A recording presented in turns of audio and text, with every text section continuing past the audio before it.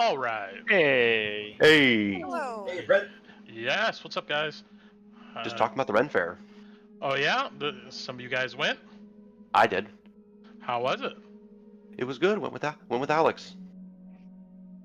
Cool. Yep.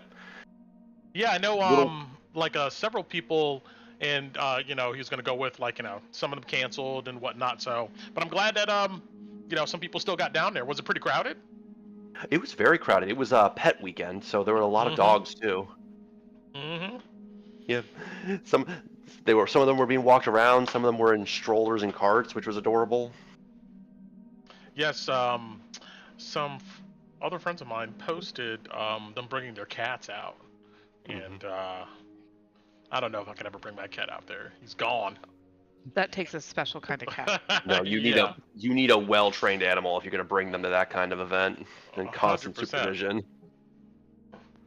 But yeah, it's that time of year. I don't know if I'm gonna get out there this year. I got car issues. I'm trying to get another vehicle and stuff, so Oh no. it'll just have to be another time.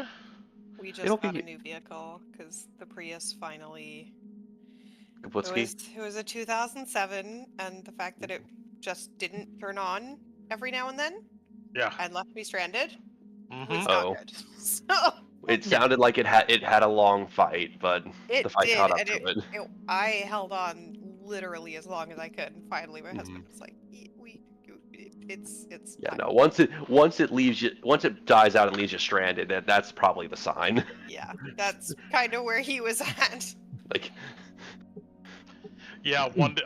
Just one day, recently I went outside to crank my car, and a massive cloud of white smoke just came out the back of the tail. It looked like a bomb Yep. dropped off. I was like, oh man, not Yup. this problem again. I had Great. another car that cooling got into the engine and all that stuff. No. oh dear. Yeah, I brought it up to the mechanic shop just to make sure, and the guy was like, "Yeah, man, you're right. This car is a dud. Here's a card. You can get some money for it at the junkyard." And I was like, "All right." So, but we'll see what happens with that. And of course, look, we're live here. I ain't gonna blab all your business out there, Kaylee, but congratulations. Oh, If you wanna can. Go ahead and say, yeah, okay, Yeah. All Thank right. Yeah. Oh, well, are you ready? Are you ready for Never. You're the never family ready. life? You're I never mean, I ready. am, You're true. but You're I'm not. That 100%. 100%. I have been ready for 2 years, and as soon as it happened, it was like, no, wait, no, wait. All right. Yeah, I want to see a list. A baby shower list. Let's. Send it over. We're starting to look. Yeah, because There's a lot. Actually, I should ask you guys, what if there were things that you found absolutely essential? Oh, I'll send you some options. Because there's some Yeah, things that ask seem Dice. essential and is waste of money, and then there's some things that you're like, I don't need that, and you're like, oh, this is nice. I'll send Yeah, you Yeah, this. because there We'll are talk. lists and lists and lists and lists online of things that you need, and some of them seem excessive. Some more. Depends on your yeah, lifestyle, too. I'll put this out there. Don't get clothes. If people want to send you clothes, Oh yeah. be people like, want to send those. it's fine because they grow so quick. Yeah, They no. grow super quick, and you'll have a bunch of clothes that you didn't even touch. A few months later, and where that money could have been put somewhere more important, I would say, all the bottle stuff. If you're doing formula, that stuff's expensive, and stuff like that. I've Diapers. also been warned that there would never be enough diapers. That everyone Yes, who gives you there will diapers never be won't enough. Correct, 100%. That's why you correct. do a diaper raffle at your baby shower. Ooh. They get a raffle ticket if they bring a box of diapers, and you pull at the end, and they get a prize. I got We one. didn't have to like buy. that. We didn't have to buy diapers for the first 6 months, I think. Yeah, I had a quiet. I had boxes and boxes of diapers, and it was so Yeah. handy, so handy. So yeah, diapers good. Clothes, not so much, unless you like to do photo shoots and have all the cute dress ups and all that stuff. So I mean, Kaylee. yes, but my relatives will definitely take care of that. True. They You are should- all ready to send clothes. You should ask for good coffee. Oh, Yeah, make sure you put stuff on there for you too. I hadn't Yeah, no. considered that. That's Yep. Yeah, probably not a bad idea. You're gonna be awake at a weird hour, and you're gonna be like, "Man, I'm not gonna be able to go to bed for like another 2. What do? I know. Send your husband to Waffle House and play Diablo until the At sun 4 in the comes up 4 like we morning. did. Yeah, there you go. You I know, mean, I that is a choice. I was worried that, like, I was like, man, like, I'm boring, like, Kaylee to freaking tears. She's sitting here falling asleep, you know, at the end of the game. But now I know why. Now I know why. I was exhausted. Yeah. There were days when it was like I took 2 naps today, and I can't do it. I Mhm. can't do it. I'm falling asleep at my desk. Yep. So I'm at the week now where I'm starting to get a little energy back. okay. So hopefully in the next couple I'll be wide awake. Yep, no problem. If you need to bail, we get it. And I don't know if we all decide we want to do this a little bit later. I mean earlier. Well, we could do that at some time. We can have that conversation or whatever. Absolutely. But yeah. So, but anyway, I'm glad everybody's doing pretty good. Let's go ahead and hop into our burning time here. This session actually, I imagine, is going to be a bit. I say it now, but it's going to be a bit shorter than usual because we're going to have to get to a point where I think that you're going to have to reflect on what to do next. But anyway, with that, who wants to go ahead and shoot for an inspiration point with some recap? And I mean, this is an easy one. Like, Yeah. what did we do? Come on, who's the recap? I guess I'll just take it up if no one else wants to. Do it up, Kev. Do it. All right. Go ahead. Last session, we came back to where we left off, having joined Hooded Lanterns, more specifically Ansem, on the rescue mission to save his sister Petra. all right. Hey, hold on. No, Yeah, you already know what's happening. You may need to bounce out and bounce back in. I'll still give you inspiration, even if, like, you know, for some reason we can't get through this. Somebody else needs to do it just for trying. But go for it. Hey,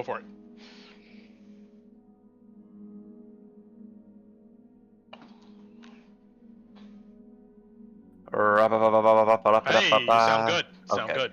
Yeah. Continue. So, joining Ansem on his rescue mission of Petra, as well as the other Hooded Lanterns who had been ambushed by a squad of Garmyr. We had been going through their ranks, cutting them down, blowing them up, competing amongst ourselves to see who can do the most damage, going through giant hyenas as well. And we have slowly been moving through. We had confronted other threats, such as a pit full of gibbering mouthers who were trying to drag some Hooded Lanterns down to the depths, a collection of haze husks made of lanterns that had stayed in all the octarine nonsense for too long, and at the end of it, after working our way through, we have indeed finally found Petra. Now all we have to do, supposedly, is collect her and anyone else we can find and get the heck out of this place. Yes. All right, take some inspiration. That was great. That was fantastic. And we're going to hop right back into it and see what's going on. I had a question. Yes. I wasn't able to make it, but the week before, I had heard that there were people down a cavern. Did those people get rescued yet? Yeah, there were some people in the Or chasm? ravines. They had been Yes. accounted for and Perfect. rescued. Correct. Cool. Thank All you. right, no problem. So let's go ahead and hop into it. I'm burning some time here, and you know what I gotta do? I gotta go ahead and load up all the ambience and stuff. Let's see which one is this one. Yeah. Okay. So let's hop there. Then let's queue it up.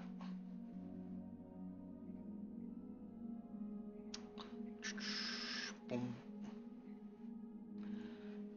And I'm gonna ping where everybody's at here. In a second.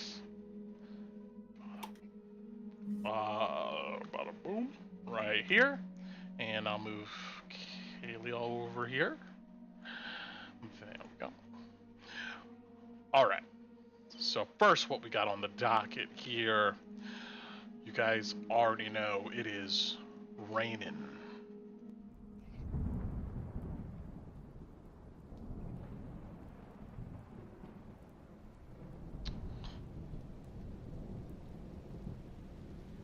There are people moving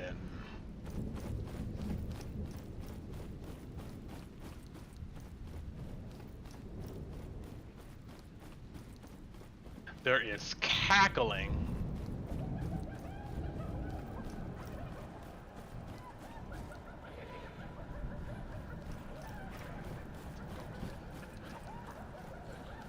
And there is fighting.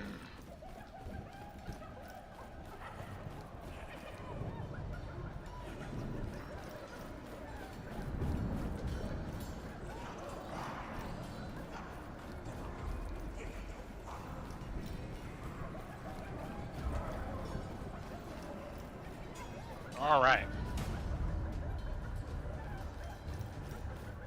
So, our heroes. You guys, it's well into the night here. Well, not well. It's getting into the night here. You know, it's about 10:30, 10 p.m.ish or so. The rain is torrential. It is downpouring. It is sopping wet. Puddles, mud flows everywhere. Then, of course, there's the sounds of Gnolls just echoing out through the rain and the darkness.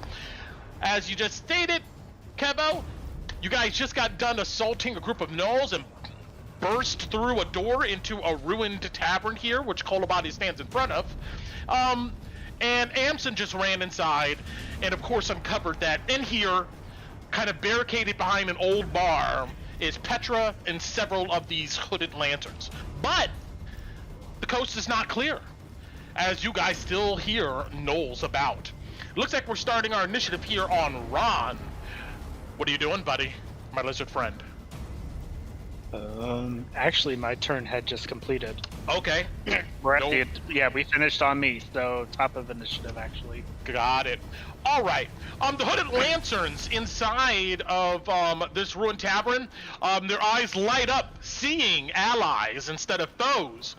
But they're quickly distracted when they hear over to the east an old door burst in, and they see two Gnolls sitting there. They're going to go ahead and knock their weapons and take some shots in that direction. We're going to keep it moving with the party while I handle that. And we are to Loey. All right, Loey remembers there was some crossfire from these Gnolls that were attacking him, hoping to gain an advantage. This inn here, looking up, is the roof collapsed, or can I climb it? From the ground, you can't see the roof. It looks to be flat, and it's probably made of stone. You get a sense that it may be mostly intact. Perfect. I'm going to start climbing the side of the building. Got it. And all right. The building goes up. We're going to say 20 feet. And which direction are you peering in? So I can tell you what you're seeing. Well, I know that there were some Gnolls in this direction as well as this direction. So if I can get like this kind of a cone to look at, that'd be good. Sure. You distinctly hear some noises from the south here. Mm-hmm. And you can detect where is it at? There we go. You can detect the Gnoll is really at this corner here to the south.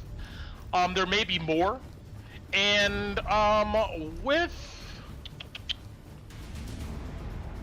what's your passive perception? 15. 15. Let's see. I don't think that cuts it with these guys. Let's see here. Here it is. Let's see. That's what you see thus far.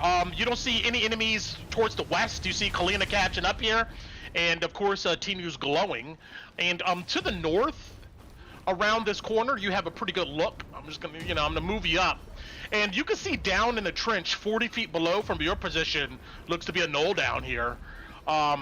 It looks like he's moving eastward. Perfect. If I don't see anything else, then I'm out of sight of those southern Gnolls. Yeah. Oh, yeah. Okay. Because I figure I can't see them because I'm on the north side of the building. Correct. I'd have to come all the way to the south. I'm going to, aiming at that Gnoll that's running away, take some shots. Whisper. Got it. Yeah, I'm gonna bonus action Hunter's Mark you. Understood. You level the butt of the gun, wrist it up, aim down the sight, steady your breathing. Your target almost seems to move in slow motion, just considering how intently you're focusing. And go for it. It's a 24 to hit. Oh yeah, you hit him. 7 plus a d6 on the first shot. 6 is 13 points of damage. You plug him in the shoulder in mid-step, but he keeps going on. All right, second shot. 15 to hit. 15 will connect. Oh, bad. That's a gnarly shot. 16 plus 3, 19 points of piercing damage on the second shot. You nail him in the head. You see he just runs forward and falls on the ground dead. All right, good luck. Get back in there. I think there's something going on. Louis shouts down from the roof. Understood. Your guys, yep. Yeah.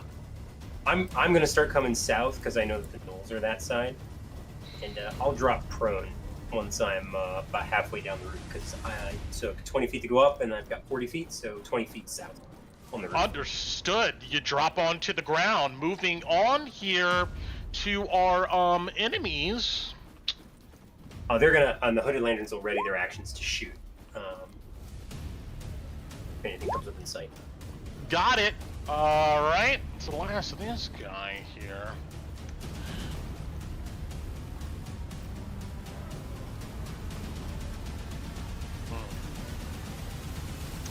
All right. So Tinu, what's your passive perception? 14. All right. Ron, from your position here, standing towards the south, you see come up on one knee a Gnoll right here. And I'm gonna put him there so you can kind of see him. And gotcha. yeah, looking at a bright glowing Tinu, is gonna take a shot. You see that he has a bone bow. Even though I'm glowing as well. Yes, her aura's just huge. Fine. I'm more shiny, but thank you. That hits. Quickly knocks another arrow, but a 10 is probably not going to connect. No, miss. You'll take 5 plus an additional 8 for sneak attack damage for 13 points of piercing. As this guy nails you, and then you see he quickly backs up and drops down into the shadows. Ron, what's your passive perception? I think 19. Jesus. Okay. 17, sorry. Wrong character. You see some more of these shaggy gnolls sulk out and peek around this corner. You're able to catch them before they catch you. They won't have advantage on their attack, but actually I didn't roll advantage on that other attack, but I'll let it slide. This guy is going to take some pot shots at you. Oh no.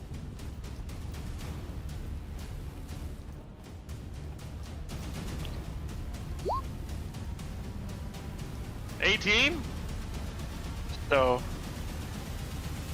let's throw Brent for a loop. Ron casts shield. That's his reaction. And an All 18 right. doesn't miss. An 18 doesn't hit.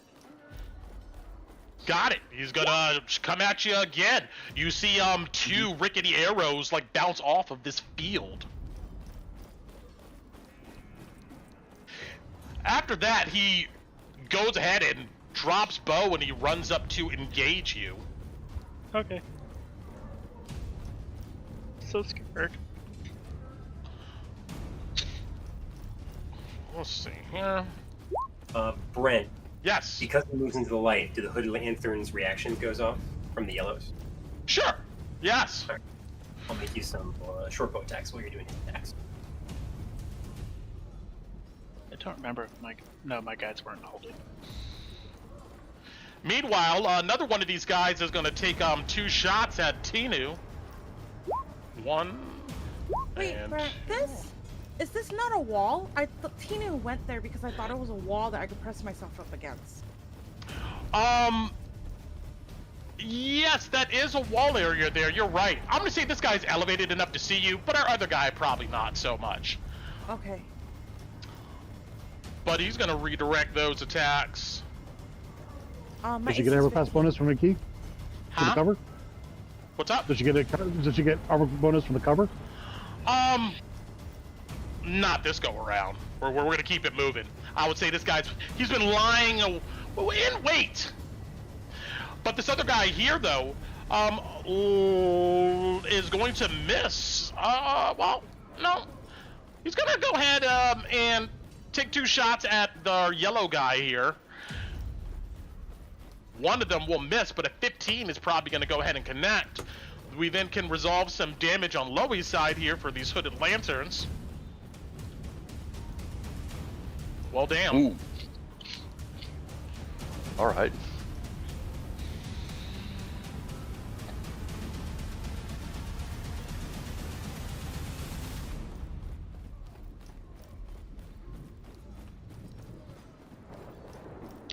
Eight, 16 pops into this guy. He is still up. Sorry, are we doing averages for the scouts? Or Yeah, we are doing averages. So, Okay, well, 10. 10 on that then. Got it. Plus 6. There we go. He gets plugged with some arrows, but he continues to try to assault Ron standing here. Our last. This Last guy guy. got 19. The other guy 19. That connects. For 5. 5. Mhm. Peppered. Still there. All right. Any other shots? Nope, that's it. You got damage to my guy though from your 15. Yes, and that guy is gonna take more cutthroat here. He's gonna take 18 points of piercing. He's alive, but he's not happy. He then disappears back behind the building, ending their turn. We are moving to Alice. All right, Alice has already yelled. Alice last turn told them, "Hey, we got people coming. We need to get going." But there are. Come on. What's in here? Yeah, fuck it. She's gonna run up to. He's not by himself. That's the only thing. Screw it. Yep, she's gonna run up to. Yeah, the door was open. Yeah, she's gonna run up to this guy and try to shank him with her short sword. I'm gonna use a bonus. Good, yeah. Yeah. As you run up there to attack this guy. Yep. No, you're fine. A hail of arrows from behind the bar comes in their direction, and 2 ring true, but continue on. This guy just gets plunged with an arrow in front of you. He looks devastated from it. Cute. I think a 21's gonna hit. Yes. And with my charger feat, I get to do an extra 8 damage. And yep, so the 8 damage. So he's gonna take 5 plus whatever I roll. I do not get the sneak attack on this though. So don't worry about the sneak attack. So that's gonna be 14 damage to this guy in front of me. Oh yeah, you leap at him and just bury a blade into his skull, and you like land on top of him. He's dead. Awesome, and then I'm gonna take my dagger and try to boop this dude in the snoot. Got it. Try. Yeah. I think that'll 26 will hit, and this will be sneak attack since it's just me and him. So Understood. he'll take 11 total damage. And then I'm gonna turn my butt and I'm gonna run behind and hop over this and hunker down behind them. Alrighty. And then my lanterns are just gonna be moving because that's all they're gonna be able to do. Got it. Okay, and let's see here. Where are we at? Okay, it's Marauders.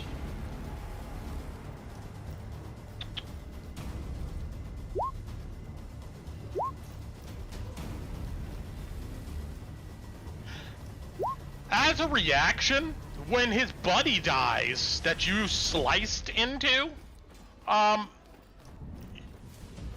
gonna say you're gone, but he immediately springs into action in a blood frenzy. This guy is gonna move.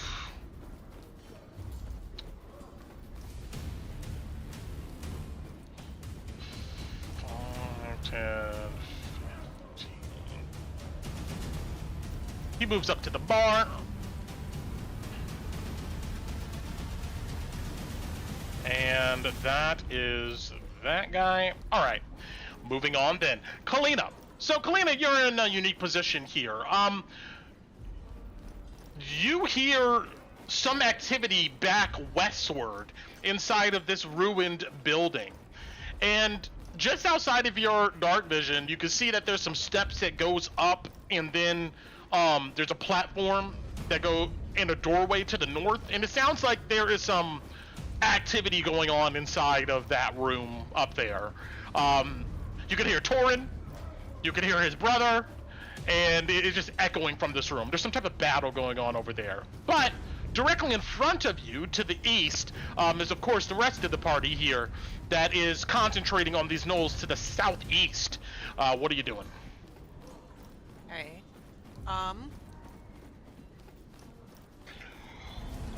We have a lot of the party here, and some hooded lanterns, though, right? Yes. And Torin is by himself, other than his brother, as far as I'm aware, and I don't necessarily trust his brother. Okay. So I think I'm gonna go and try to help Torin. Understood. Move yourself to where Trying you to want to be. figure out if I can get there, because are the stairs just regular terrain? Yeah.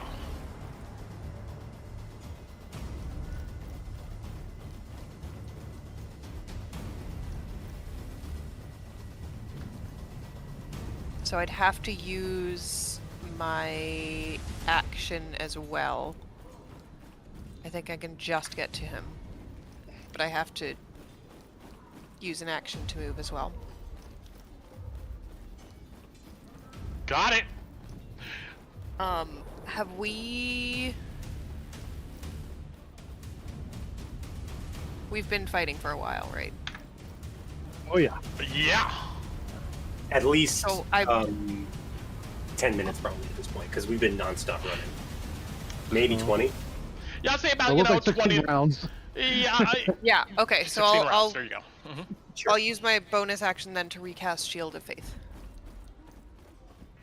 Understood.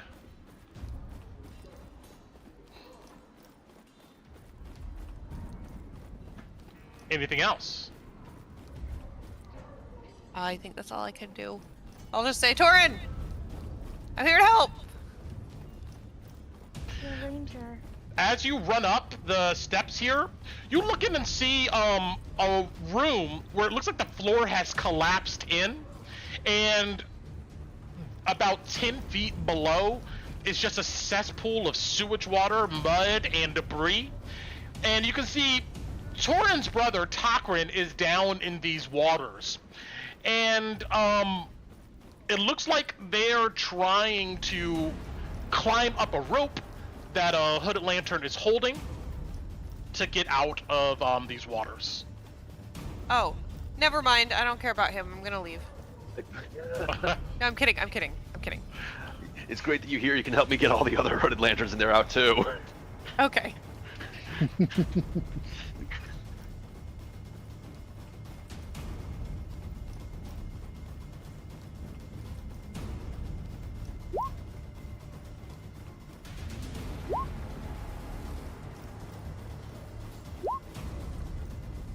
All right, moving on.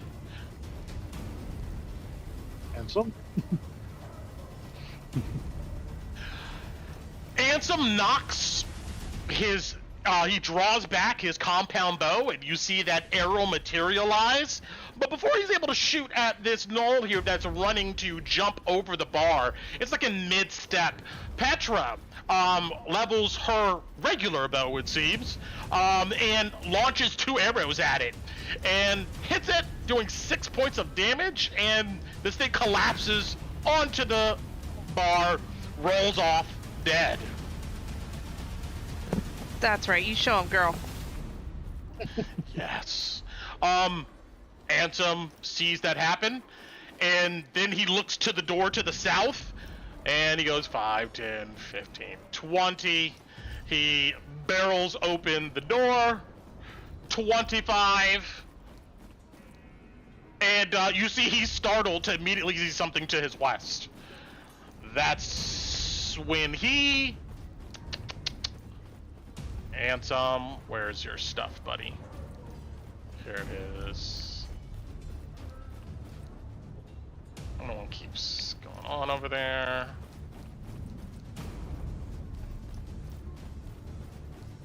There we go.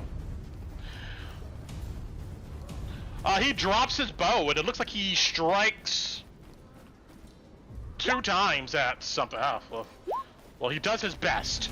He's fighting something to the west of him. That ends his turn. Torin. Right.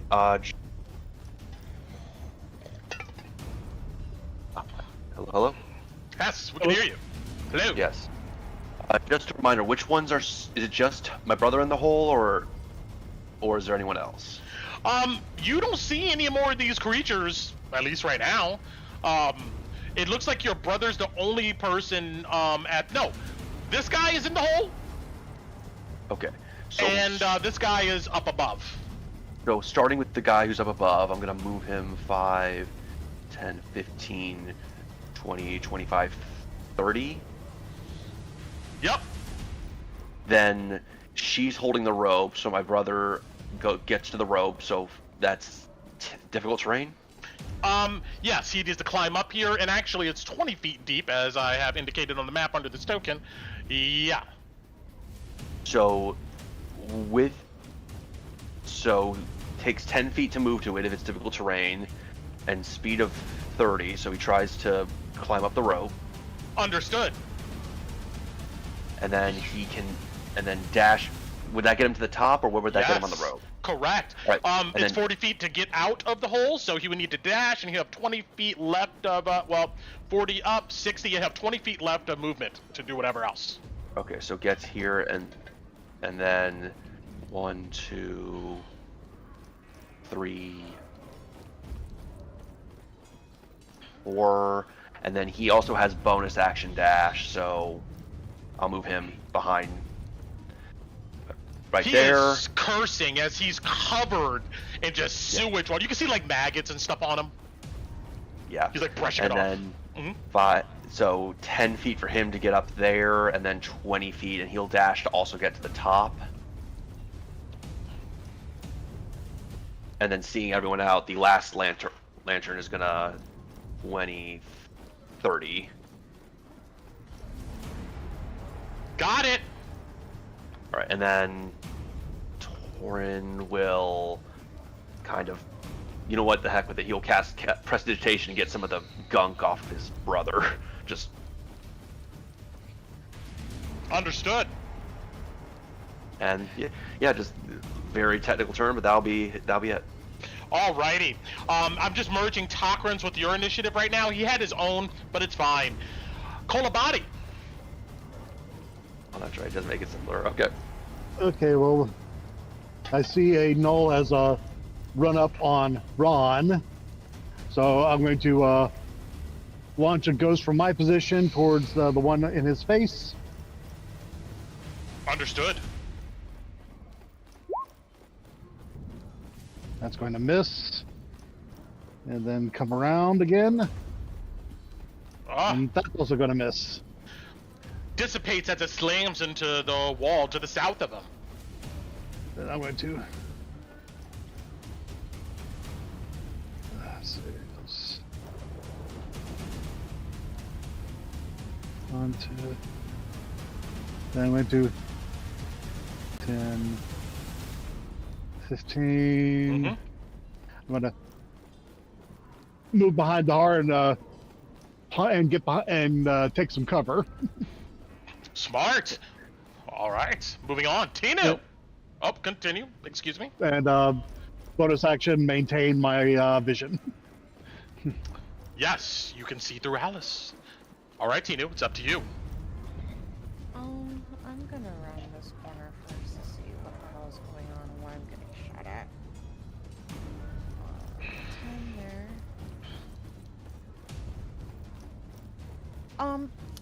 I was behind the wall. I didn't see who shot at me, but would you say I could tell from what direction? They were shooting at? Up. Yeah, I would say up here. Okay. I do see them.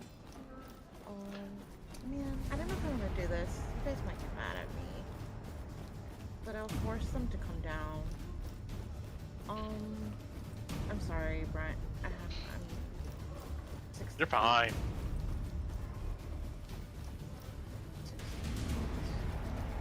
15-foot radius.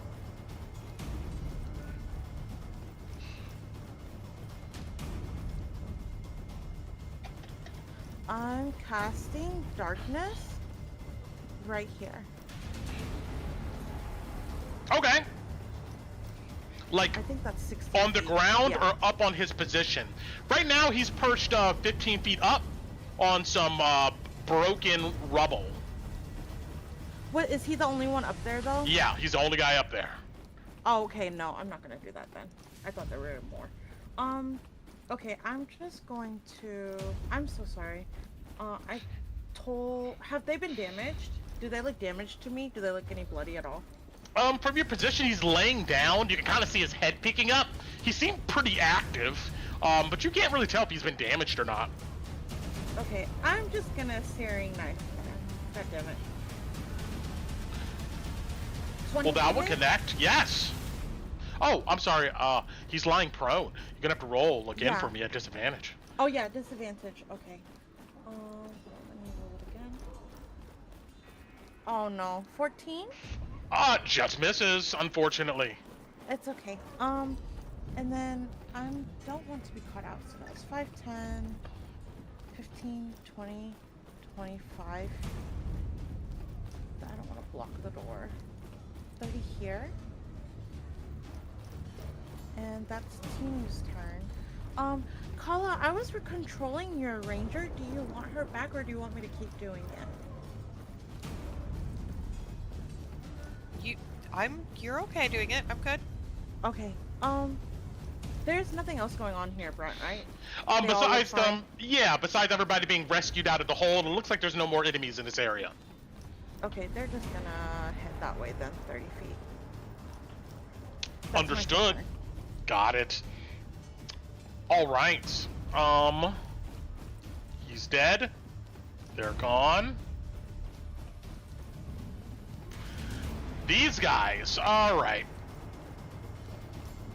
Another one of these guys comes into Tinu's glowing kind of aura here, but even though it's technically kind of dimmed because, you know, she's inside the building, but regardless, this guy comes rushing out, galloping on all fours. He's gonna rush up to these hooded lanterns and, try to eat them.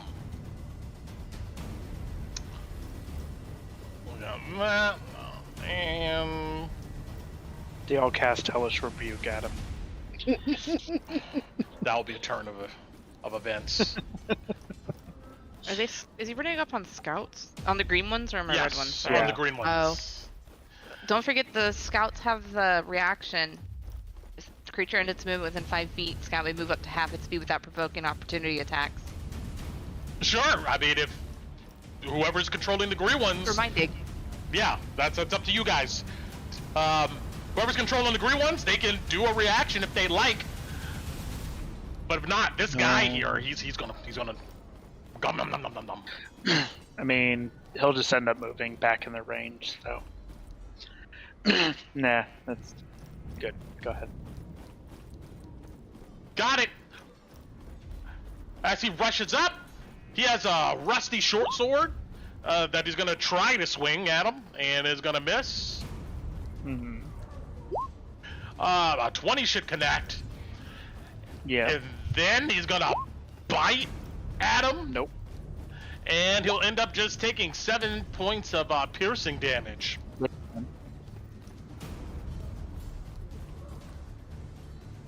Which one, Brad? The one directly to the north of him. Got it. That's that guy, no problem. These others are dead. This guy's gone. Ron, it's on you. Alright, well, let's resolve my hooded guys first. So you still say stow and draw is an action, correct? They were to stow their longbows and grab the short swords. Yeah, it's a free action. You know, then yeah, it's a free action to do it once, and then you can like do it again. I think it's part of your action, and then so go for it. Go for it. Hang on 1 second.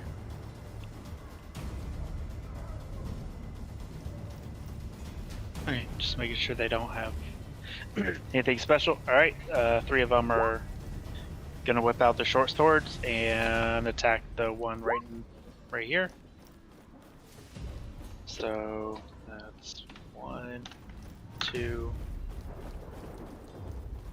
I think is that all 3? Yeah, it's a 19, an 18, and a 15. They all connect. That's 15 points of damage.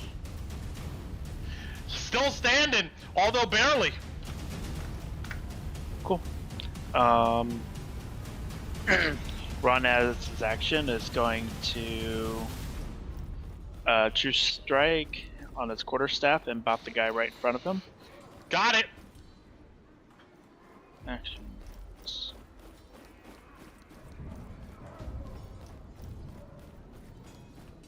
26 to hit. Oh yeah. 9. Slams into his jaw. You hear a crack. He's still there. Cool. Bonus action. Starry Archer. Disadvantage. Double 14s, 21 to hit. 21 will connect.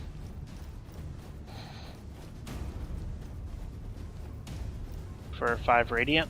Yeah, point blank in his chest. One of your ether arrows slams into him. He staggers a bit, but he's still there, although bloodied. And Ron's gonna just give him a sneering smile. To bring it on.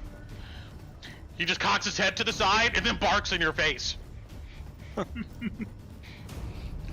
And that's it. Alright, Hooded Lanterns maintain their position, although a couple's gonna hop from over the bar. And they see that Ansem is being attacked to the south here, and they're gonna go ahead and try to level some shots, but we're gonna keep it moving. Loey. Alright. Loey sees the action happening down from the stone flat roof that he's on. He's going to bonus action Hunter's Mark. I don't want to say that before I land. Yeah. Bonus action Hunter's Mark. Yeah, I know how these guys work. So he's going to come down the other half of the roof, so he's on the corner. So he's down here. Yep. I'll put myself on the edge so you know I'm on the roof. Understood. And at that point, I'm assuming I see down the alley and see Ansem fighting, as well as Ron, right? Correct. And directly across from you, 15 feet lower than your position, you see laying prone is Gnoll here. I blink at that. Well, you shouldn't have barrel, I suppose. He loads, he takes an aim at the guy that's prone on the ground, and I'm going to fire off 2 rounds of Whisper at him. Bonus action Hunter's Mark. Understood. All right, you're alone, right? Yes, he appears to be by himself. All right, that cancels the disadvantage from prone, so it's a straight shot. First roll. 24 to hit. Yes, You're shooting at a prone target, or do you have like something that bypasses that? Or You're alone. I have vantage points, Yeah, so you gotcha. do not have advantage on the shots. 15? Yeah, it slams into him. Plus a D6 for Hunter's Mark. 5. Wow. 20 points of piercing damage. That hurts. He reacts to that, but trying to get to his feet. He's bloody, but he's still there. All right, you're on your feet now? No, he just got shot. He's trying to get up and move, but just description. But he's still prone. Okay, and it's still a flat roll. Second shot. Oh, that one's gonna miss. 12. 12. No, hit the stone around him. Yeah, I see how you're working. Lois shouts down at the guy. And I'm gonna back away from the roof, so that way. Actually, no, I'm not. I'm gonna maintain visual on you and hold my ground, and say, "Hey, you lot, get down here and shoot us, and shoot them on off your gun or whatever. I don't know. Get down here. Make yourself useful." They look at you and nod. You know, they're in movement. You can move your guys. All right. They're gonna, I guess, help the Hooded Lanterns that's fighting the one Gnoll swarm. Yes. This guy's gonna get to here. He's gonna get to here. That guy's not gonna have enough movement to pass, so he'll have to shoot. First two guys, short sword stabs. 21 for 5. Yep. Comes through and immediately slices across his neck. This guy collapses to the ground. Oh. Okay, well the other two are gonna take longbow shots at the one fighting Ron. Understood. 22 for 5. Yes. Still there. And 21 for 5. Wow, he's okay. Like I said. They react to your commands. You're a motivational leader right now. Yeah, they seem motivated. Very much so. Sensing maybe the end is near. Anything else? That's it for Louis and his scouts. Got it. Our guy up here that you just shot at hops to his feet. As a bonus action, you see he slinks back away from you, and he's going to attempt to hide. I'm pretty sure 19 will go ahead and beat your passive. So, question for you, Brent. I have Yes? Hunter's Mark on you. That grants me advantage to perception checks. Oh, Yes, it does. you can add. You can add a It plus adds to hit 5 5. to his passive. Yeah, you can add a plus 5 to your. So what's your passive with a plus 5? 20.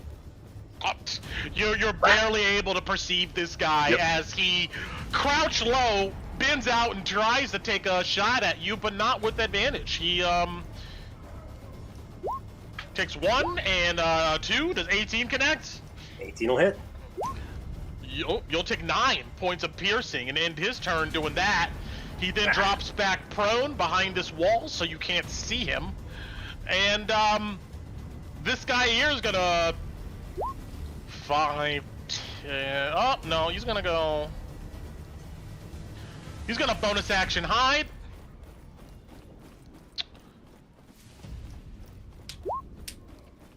I'm pretty sure 26 would leave him undetected from Ron, as Ron is dealing with this dude directly in front of him. I guess. Yeah. And with advantage, his first attack will ring true. On that first attack, he'll do that plus an extra 2d6 for 17 points of piercing. Nice. Then his second attack's at normal for a 23, and an additional 7 piercing on that. He then Got it. Thank you. slinks right back around the side of the building. Ends his turn. Alice. Alright, my lanterns, because if I don't do them first, I almost forget about them.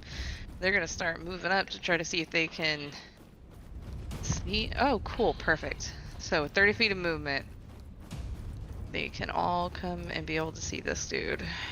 Alright. This guy with Ron, they're all going to take shots at with their bows. Got it. This guy. Yep. Alright, so 1, 2, 3. I think 2 hit, and that'll be 10 damage to it. Yes. Alright, so 10 damage. 10 collapses to the ground dead. Alright, that is their turn, and Alice is going to just fucking hell, Ansem. And she's gonna jump over and start heading down to get to.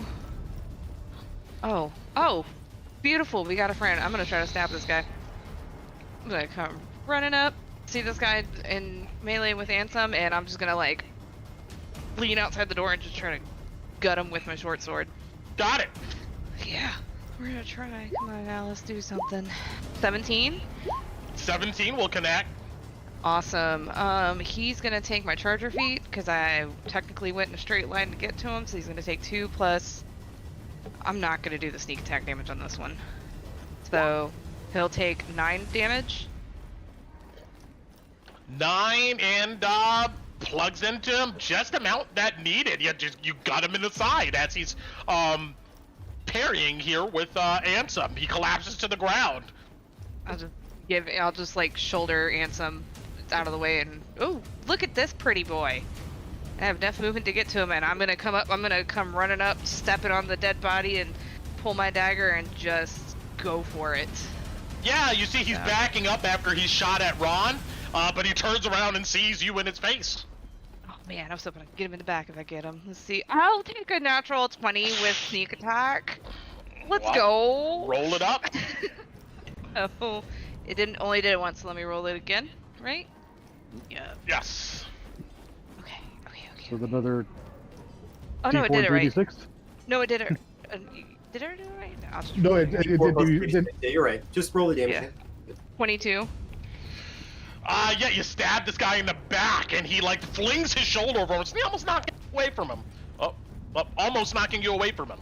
But he is still up, although he's bloodied after taking 22. Yeah, and Alice will just kind of laugh, and she will use her bonus action to scoot back inside as she's kind of laughing, knowing that Louie saw that. Understood. Kalina. Well, I came over to help, but I feel like I can't. You came over just to see the resolution of this, and everybody seems to be moving back west. Exactly. East. Excuse me. Yes. Glad I could be of service, and I will run the other direction. Understood.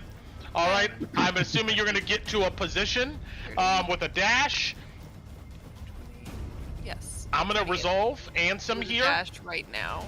I get to there, I think. Got it. Ansem, as you back away, Alice, you see he gives a scream, and he runs up with his sword, and he's going to try to... No, excuse me. He's actually going to don his bow again, and he's going to take some shots. And don't be a pussy. Go shank him. 2, 3. Well, this...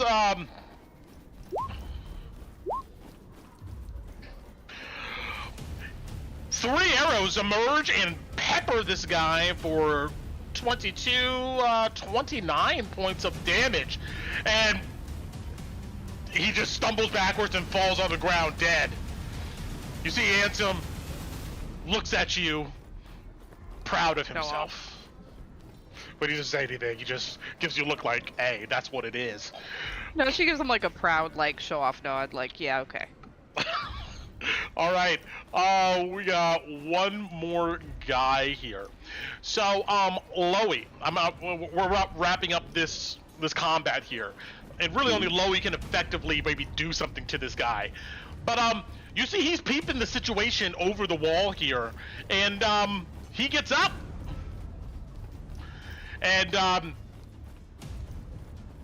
I don't know if you're gonna try to pursue this dude, but you get a sense that he's moving away from the combat. He's out of here. He's not gonna get very far. I can tell you that right now. Because there is one target on the field that has decided to engage. All right, whoever that may be, they can engage if they can. Okay, well, essentially, Louis feels something leap off of his shoulder, and flies up to him, invisible, with a psychic call of Mistress, and it's going to pop up invisibility and try to give him a big old kiss. It's against the dark. Okay. Almost. The bird Satoru tries to peck him, but this Gnoll just bats him away.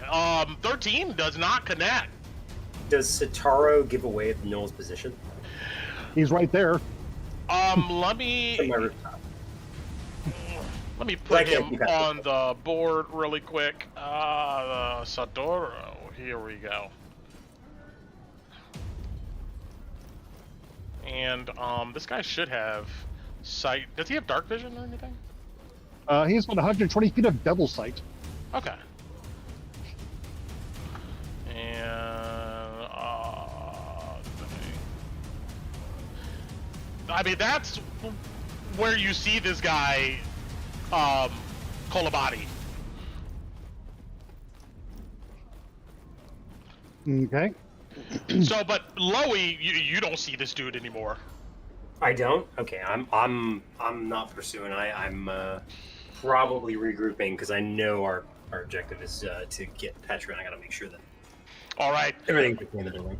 Kolabadi, are you gonna pursue this guy? He's gonna continue moving. Yeah, because Satoru can just, as long as he stays within 100 feet, I can, he can go back invisible, and I can try pecking him again. Okay, so, Satoru's visible now, right?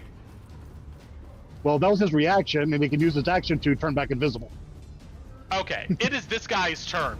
So, with him visible now, this guy's he's gonna try to swipe at him before he continues about his business. Does 17 connect? Yes, it does. Well, Satoru would take 8. Okay, Satoru's still up. All right, it is Satoru's turn here. And like I said, he would use his action to go invisible, and then move around him, and essentially calling out for another strike. Satoru 22? beats his wings in this creature's face and is able to go ahead and peck him. Yep, for an And- 18 necrotic. This Gnoll howls and screams as his skin desiccates and he falls off the wall and collapses dead. Oh wait, no, I'm sorry. 18, he's still alive. All right, what else does Satoru do then? He's still up there next to him. Let me take this X off. Well, he was going to still keep. He's still going to try to pursue, so he'll probably repeat that task depending on what the Gnoll does. Okay, so does he go? Does he stay invisible or is he visible again? Well, he turns visible when he attacks. So. Okay. Yeah. This guy, he's gonna square up with the crow at this point and try to slice at him with his scimitar again. It's an 11 That will hit. miss. He swings will miss. again. What does Satoru do? He goes invisible and calls out for another final kiss. 24? 24 will connect. 3 What the hell? this time. He's still alive. As Satoru appears like on the right side of his head instead of the left, he's gonna swing at him again. 2 sword swings. Let's see here. Thou miss. Does 10 will miss? Go for it. So Satoru does his thing again.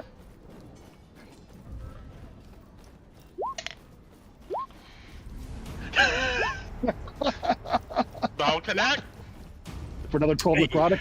As this guy swings his sword at this bird that's just floating, dancing around and batting his wings, Satoru pecks him in his eye, and the Gnoll screeches in agony as he truly desiccates into a husk, and his body collapses off of the building this go around. Okay, and then Satoru will fly into the building and drop the desiccated eyes in front of Alice. Nasty. All right. At this moment, all threats seem to have been dealt with. I also look at the eyes and go, "Good, pretty boy, pretty boy." Just kind of just like watch this beak carefully. Alice does not like birds. All right, everyone. everybody can move themselves and the creatures they control up to the tavern. Help me out here. Okay. Yeah, everybody There's a can wall. move them inside. Hey, Oh, Brent. It's a Yes. perfect. I'm gonna go ahead and activate my Wild Resurgence and get a spell slot back from a wild shape. Got it. I'll be reloading Talon and Whisper. Got it. Anybody And else? the flesh will return to my body as I settle back down on the floor. Okay. Anybody else doing anything at this moment? I'll I'll brush be it getting- up to Petra. I'll be getting all of these hooded lanterns out of this whatever god of this world's forsaken area. Understood. And I'm gonna move Tokrin over too, and that should be everybody. All right. So you guys have quite a collection here of people you were able to save. Could have been more, but this is what you got, and they're all thankful. Let's do this here.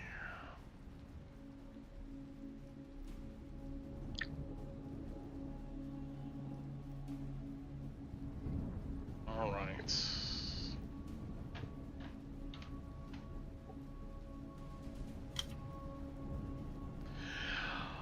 Ansem comes in.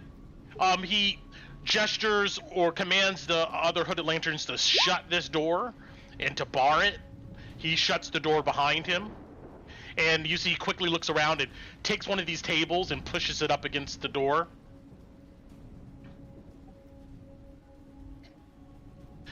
And then if you guys don't do it, these other hooded lanterns go to the door to the west, and they shut that door too. And they go ahead and Or pull help the out table. with that. But yeah. Okay.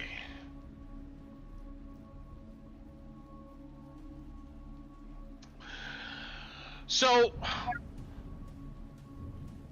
the hooded lanterns, like you just saw, bar the door to kind of secure the area. There is some chatter about going back outside to collect the medallions of their slain compatriots, but Ansem stops anybody who tries to do that.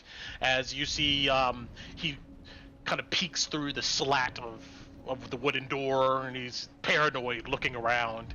Although there's a fire here on this map in this fireplace, it is out. It's just damp, dirty, and as the rest of this place here. It's an old tavern, it looks like. There's still cups and stuff on the table. Why? Who knows? But it's there. The rest of the hooded lanterns kind of keep vigilant. Occasionally they peek out the door, and then they resecure the door as necessary. Ansem looks at Petra with some relief, but it quickly hardens, and he scolds. I told you to keep your squad close to mine. But Petra rebuts. You said try, and I did. Glad to see you too. Kind of looks him up and down. And let me put these folks up here. Alright. Just so we have a visual of what these guys look like. Obviously, they're not as clean right now. Everybody's wet and covered in wounds.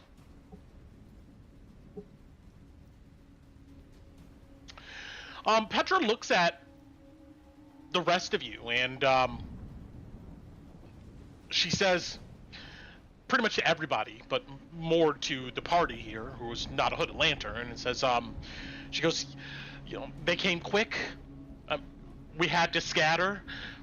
We barely made it here, and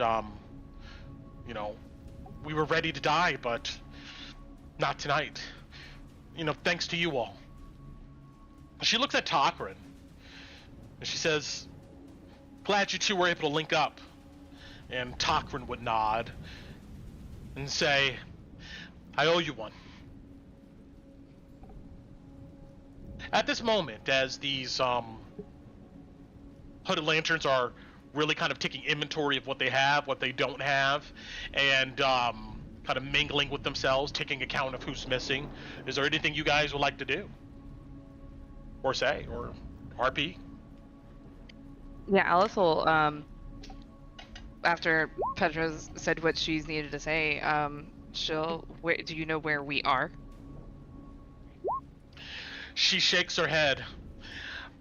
Not exactly. I know that we have to be getting close to the center of the inner city, maybe near Slaughterhouse Square, but it was dark. People were chasing us. What Right. else was chasing you? What was that?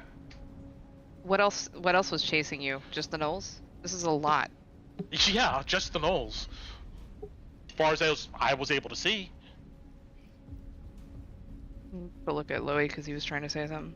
I was peeking up from the rooftops, and with a storm the way it is and the darkness around, I can't pick a damn building out or any landmark that would be useful for our map. I'll know which way we are inside the city.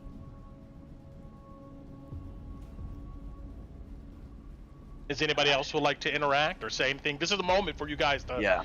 do something or what- chat. Yeah. Now that we're all collected together, what's exactly our plan? Are we gonna bunker down here and then try to escape when the lights comes back, or are we gonna make a run for it? We're staying in the city. I'm not going to get any rest there, Torin. No, he's right. We can't rest here, Ansem says. Hopefully, we did enough damage to where they just go back to their station and lick their wounds. Or get pissed enough to bring something bigger. Ansem looks at you and goes, and hopefully we're going to be gone from here by the time they decide to do that. At this moment,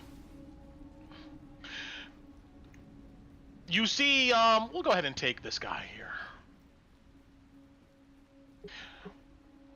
We'll say that some of the, no, we'll say this guy here. This guy here, our red guy, we're going to say that, he's a dragonborn. He's sopping wet, of course. He has a green cloak. You note that, the door's, like, just slightly ajar enough for him to kind of see outside. And he has what looks to be binoculars.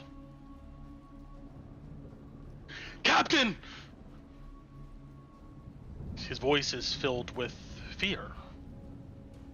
Ansem kind of perks up.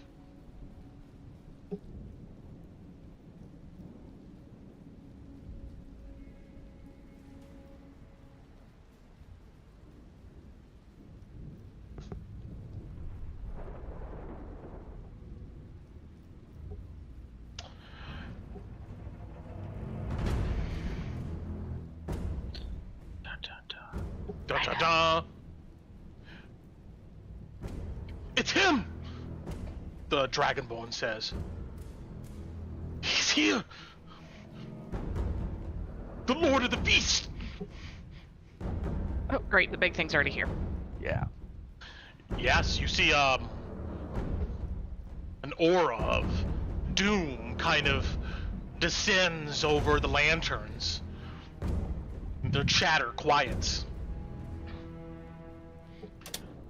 As you all look around, you can see that there's dread in their eyes. Ansem and Petra look at each other, and then all of you. You see Ansem marches over.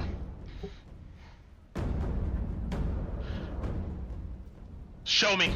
You see he reaches out for the binoculars. Petra follows and looks at the rest of you, indicating you could come too if you would like. Yeah, I'll also look at Louis, and if he's going forward, she will too. Yeah. All eyes. Yeah. Torin will go over. He'll use the goggles so he doesn't have to rely on the binoculars. You take out your binoculars and hold that thought.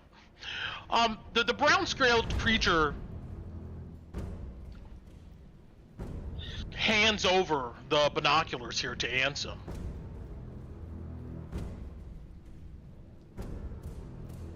Ansem grabs them, and you see he flicks a small switch on the frame of them. And as he does, you can see that the lens begins to slowly glow, or dully glow. He raises it to his eyes and he peeks out of the door with them. After a moment, he lowers them. And whatever color he had left in his skin just drains. He passes the binoculars back to anybody who wants to grab them. Ron will take a look.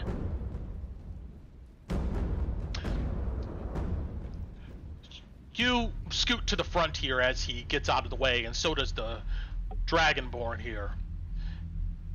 You take a look. Now, these binoculars seem to, like, when you look through them, well, actually, let me back up here. Tinu, how long does this aura last? An hour. It's an hour. Okay. The Eyes of Night. You continue to just leave it on, right? It's not a concentration. It's like once I do it, it's on. I mean, but you can dismiss it, I would say, at any time. Oh yeah, no, she wouldn't dismiss it at all. Yeah. Got it. So, you know, there's some, like, you know, fluorescent pinkish light in this area here. That's dissipated. Yeah, that's gone. What is Her gone? Twilight Sanctuary. Her Twilight Sanctuary. I'm sorry, is- I said the wrong yeah. thing. I said eyes, and I meant Twilight Sanctuary. That's my bad. Oh no, that's that. Well, yeah, because we took a moment to talk. It's gone now. Yeah. Okay. I rolled one last time for everybody. It was a 7. Got it. Okay. So you still have dark vision here, Ron, as you're looking through the goggles.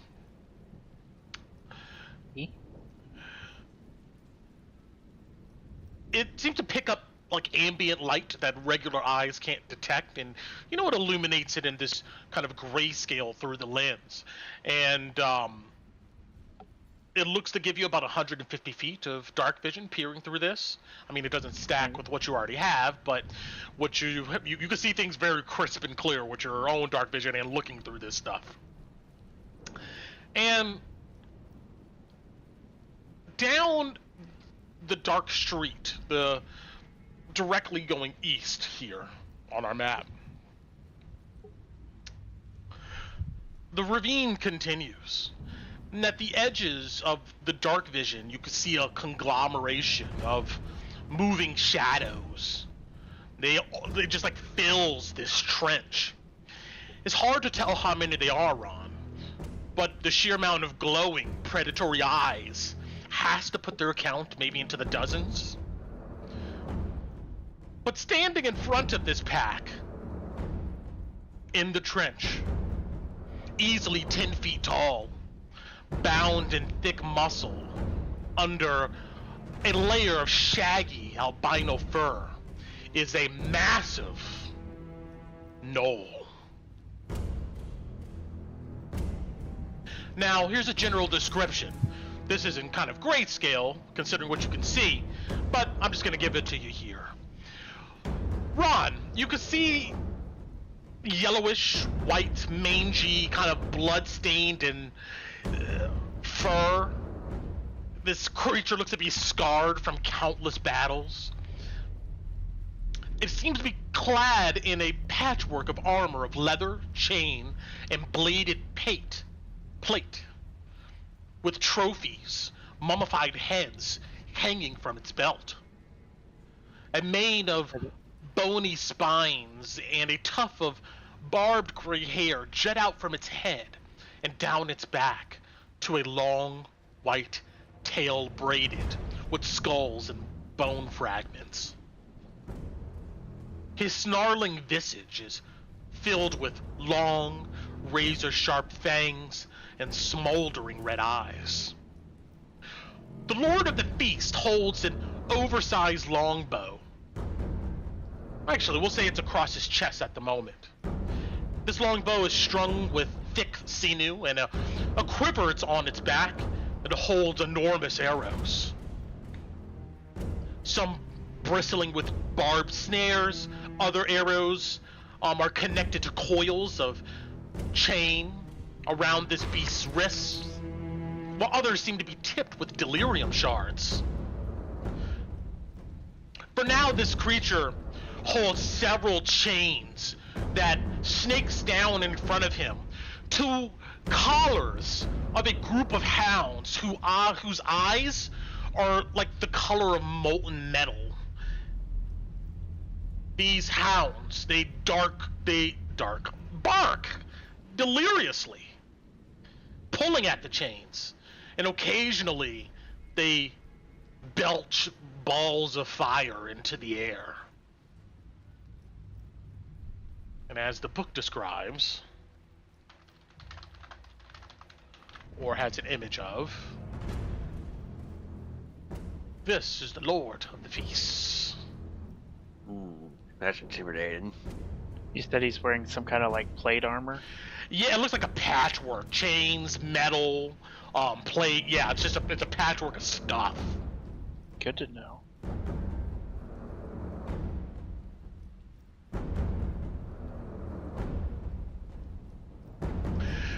For now, this creature stands in front of this mob of shadowed gnolls. Its blood-red eyes slowly take in the area, a predator taking inventory of its hunting ground. But eventually, its blood-red eyes fall back on the ruined tavern where you and the lanterns are located. The band of gnolls seem barely able to contain their excitement. Now, those of you who don't look through the binoculars, you can only hear an increasing crescendo of barking and cackling and howling, but it sounds like a lot of them coming from the east. And Torin, if you take out the regular goggles that's able to magnify, you can kind of see this creature in the gnolls, but the rain, it's in the darkness, it doesn't give you a good picture. Right. Ansem swallows hard and he turns back towards the hooded lanterns. They all look at him expectantly. He moves to the center of the room and they all gather around him.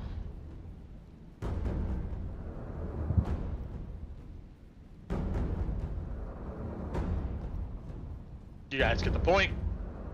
Yep. Yep.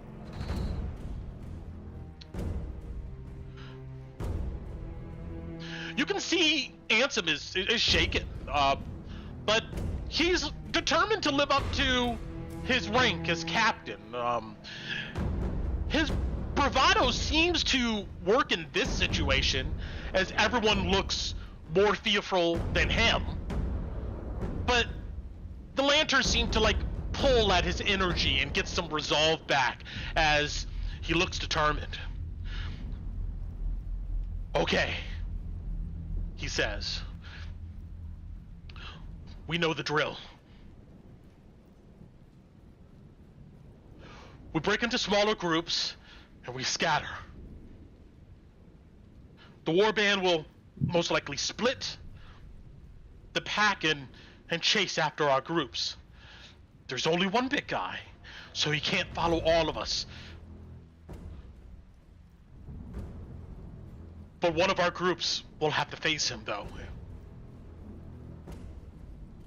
But it's better than all of us. He looks at you, the rest of the party, and he says it's more to you guys, as the soldiers seem to understand this strategy.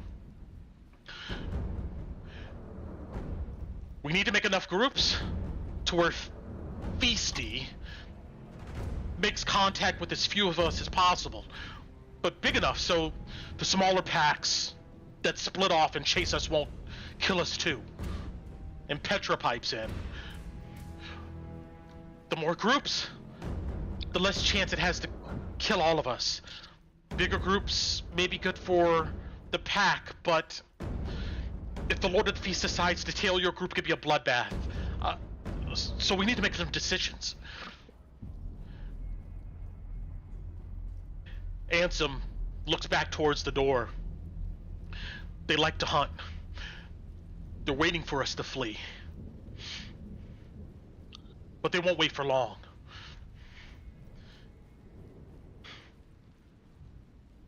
Ansem looks at Petra and opens his mouth to say something, but she immediately says, "No. We'll need to divide up. However, we need to, I guess. Us being together just means we both might be a target." And Ansem doesn't argue. Petra looks at you, knife bites. In the dark, she says, "If you all want to stick together, we get it. But it'll just make our other groups weaker. And if the Lord of the Feast decides to target all of you, I would expect worse." I don't want to be the odd one out here. If there's something really big and scary, why are we splitting up? If he's gonna maybe target all of us anyway? Ansem immediately goes, "You don't understand." Nope. "Well, I'm gonna make you. The Lord of the Feast out there," as he points towards the door, "we've seen it with its arrows, its body, its claws, its fangs chew through dozens of us. If we all stay together, we all could die. But if we break up, it's only one guy. He only can target that group. The rest of us has a better chance of getting away." But then each group also has less of a chance of fighting back. But more of us have a chance of not fighting it and getting away. Aye, Kalina, you got the right idea. You wound the weakest one in the herd, and the rest gets to live while the wolf gets to eat. That's what he's saying. This isn't about everyone making it out. It's about maximizing that someone makes it out at all. But that seems wrong. It's not leaving us a choice. So we just don't want to kill it then? Ansem turns to you and goes, his eyes is wide, he goes, "We can't. Not with this few number. I'm telling you." I've got about 10 rounds, and then I'm going to be clean out. How many? If this thing was so easy to kill that we could do it as we are now, we wouldn't be here in the first place. Petra says, "Not to mention there's a whole warband with them." That's what I was gonna ask. How big is the warband, Ron? How many did it look like? At least a dozen. Plus some dogs, plus him. I mean, I could always call lightning, or I could turn his armor into a nice hot plate of armor to where it'd make him a lot harder to attack and do anything. Does this place look like it's like super run down, right? Like they could break down the walls? There are windows on this building that aren't in the picture, right? No, there's no windows. Oh, okay. Just the doors. That's pretty. There's the doors. Tina, wouldn't it be better to have them funnel in one at a time? Because they all can't come in here all at the same time. Ansem Too many says, points? "Go for it, Kolabadi." I was gonna say too many breach points. But if we... They're not gonna split up the funnel through group- one. Yeah, but if we split the groups up to... There's what, 3 points? And maybe... Does the roof look that run down? Like... Ansem goes, "Look, Tinu, it's not just going to go ahead and run up here and attack us. It's smarter than that. It's going to sit there and wait, and it's going to gather as many gnolls as it possibly can, and then, when it feels like it can just overrun us, then it'll come barging in here. We can't stay here." Yeah, right now it's maybe a dozen. In half an hour, it could be 3 dozen. Okay. That means we should make the decision now. I vote pairs. It's the smallest group that we can send out. Most chances of most folk getting back. I'd second It still that. feels wrong to send a group that we know we're sacrificing. Well, you don't know who's going to be drawing the short stick, Kalina. Unless you really want to draw straws and have somebody charge headlong at the man. Well, no, but we know someone won't make it. That's I the don't point know of who it drawing is, card, but right? somebody will. We are guaranteeing someone's death. And if Two we say for we're the price. guaranteeing all of ours. Aye, and if they only kill 2 of us, that's 2 for the price of, what is it, 20-some people in this room? That's a steal. Fine. And some Petra actually would say to you, Kalina, we've all made a vow, an oath, to give our lives for Drakkenheim, for each other. We know the risks. And everybody's okay with being the one that dies? Ansem goes, no one's okay with it, but we accept it. Because we're the Hooded Lanterns. We're the only thing defending this city. The more of us survive, that's another day to fight.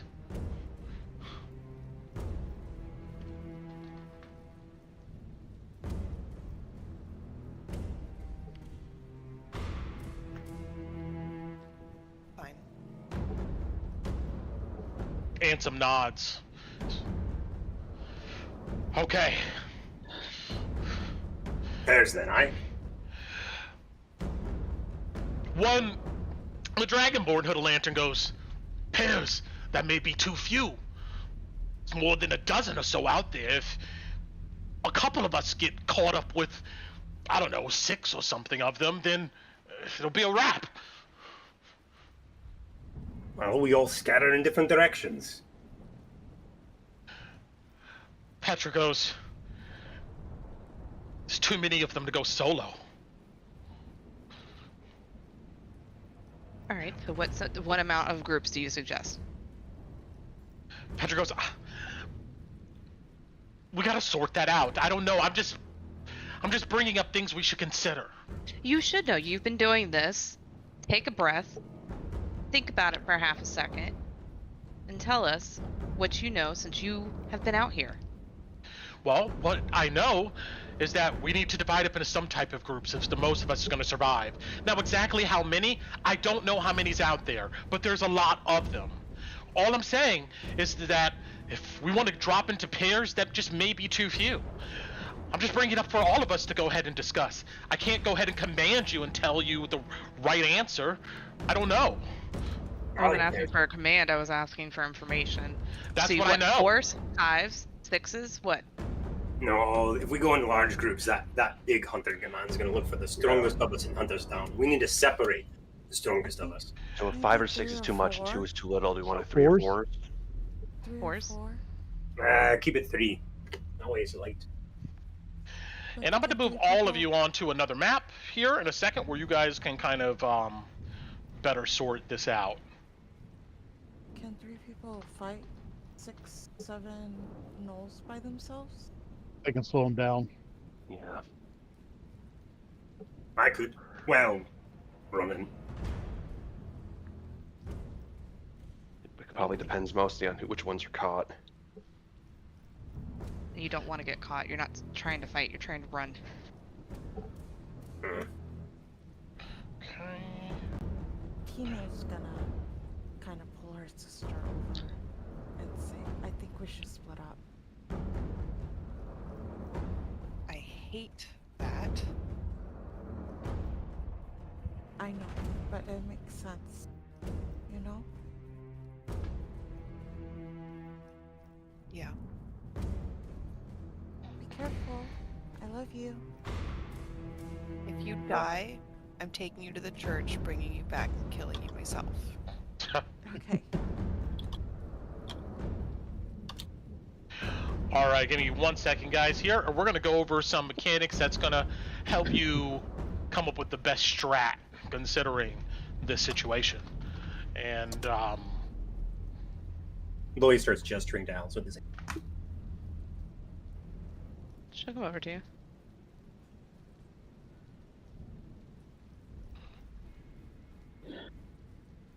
Oh, I see what you're talking about, Shane. And out of curiosity, did we have like a minute before the Lord showed up? no, you guys get an indication that Ansem is saying that it kind of wants you guys to run because that's fun Yeah. for Well, this no, I was just predatory saying, creature. no, I'm just saying before they looked out the door and saw the police. Do we have like a minute before that? Oh, okay. Okay. If you look out with the goggles, you can tell that you are 120 feet from about their position.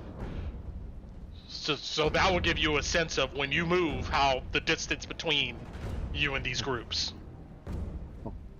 Well, the reason I was asking is I've got a ability that takes 60 seconds to do, so I was like trying to see if I had enough time to do it before. It seems like you probably got a minute. I mean, yeah. It seems like you could risk the biscuit. You get a sense that you probably guys have like a few minutes here to sort something out. Hold on 1 second, and this map will help. Here. But yeah, you got a minute to cast. I need to know if I had 60 seconds to do that. Yes, you have 60 seconds. Yes. Okay. Because I'm going to need that spell slot.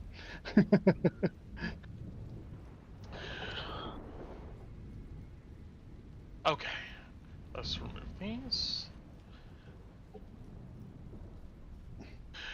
All right. So this is the total amount of soldiers you were able to save. 4 of them hasn't been designated for anybody to control. Then there's Petra, Tokrin, and Ansem. Then of course there are you guys here. Now, I'm about to drop some rules for you.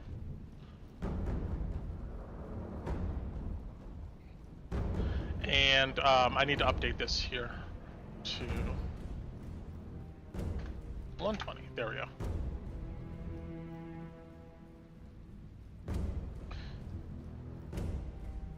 Okay. But feel free to look at what you got. Talk about like the numbers, or what you need, whatever you need to do, while I'm getting this.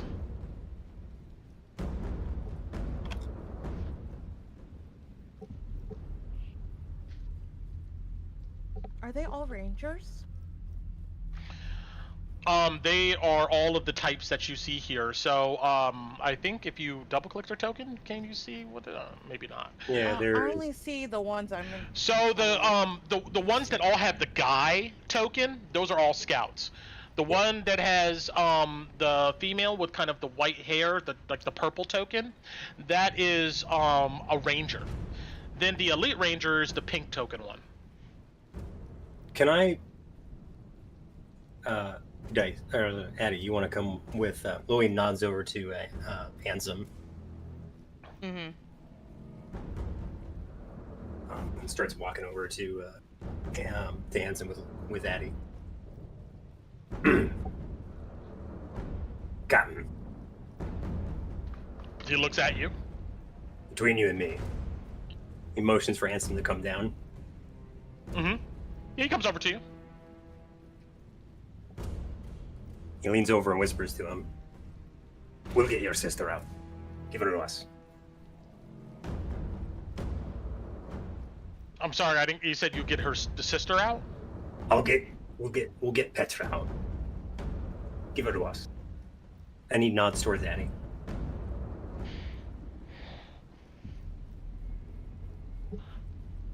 He looks at you, Alice. She gives him a nod. He kind of looks down and thinks to himself, but then he gives you a nod. Alright. And I'm about to share in Roll20 some rules for you guys to consider. But let me just do this real quick. and we're gonna go through this together. Because obviously we're about to head into a chase scene here. And I want everybody to understand their options. Let's see here.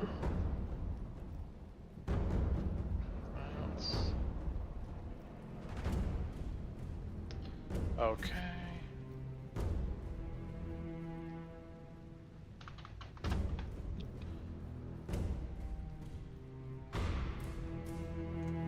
Okay, let's see if this loads.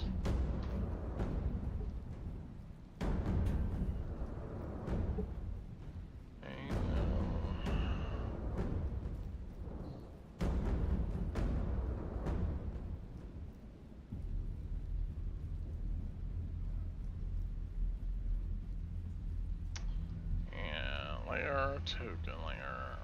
Let's put this on a map layer, actually. So, oh, I gotta put it on the token. Those lines. Token. All right. You guys see below here this image I dropped of some text? Mm-hmm. Okay. Ooh. That's All tiny. Right. I have more to put on. Oh, here. good. No, you're fine. I'll make it a little bit bigger. Right there. Okay.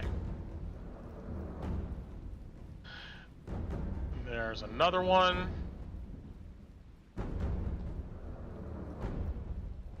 Oh god, this is so scary. Yep.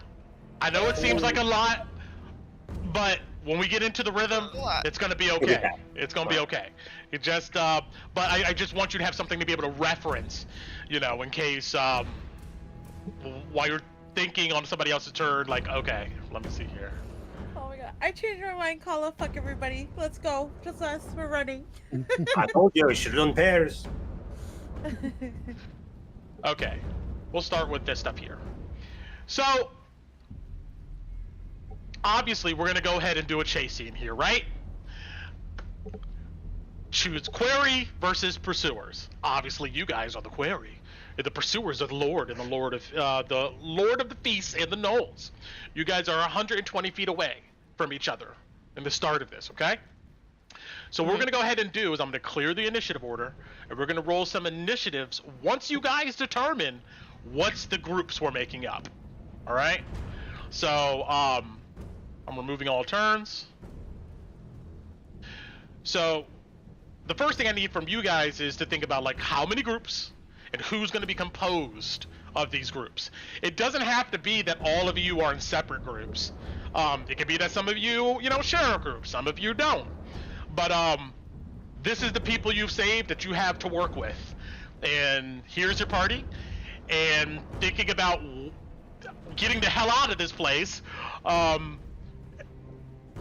in the circumstances Ansem and Petra have told you, you guys can come up with the groups. So I'm gonna be quiet for a minute. You guys inside of this tavern work this out for me, okay? We have 28 people, including the party. Not including any familiars or Kalistine or anything like that. So, with groups of 3, that means 9 groups get 3 people, 9 and groups 1 group plus gets 1. 4. Or if you do 4, that's 28 people. 4 times 7 is 28. That's 7 groups. We can do it like that if we want. That's another option. But Loey would vote for 3 per groups, or 2 preferably.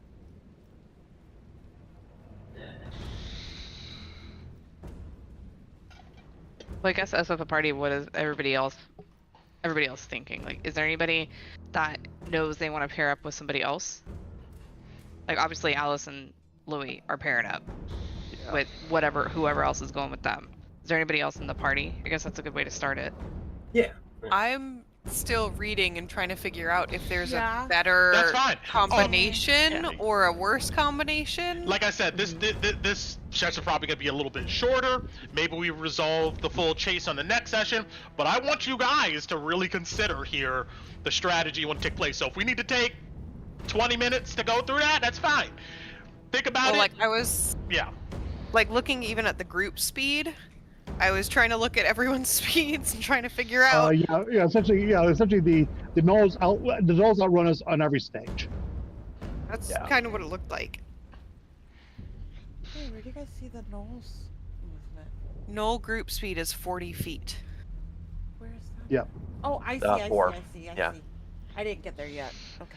So we choose Quarian Pursuer. Number 2, the distance between the target. We roll initiatives. There's going to be initiative groups. So as you can see here down at number 3, for instance, let me make sure any of you DMs out there, I want you to see some of this stuff.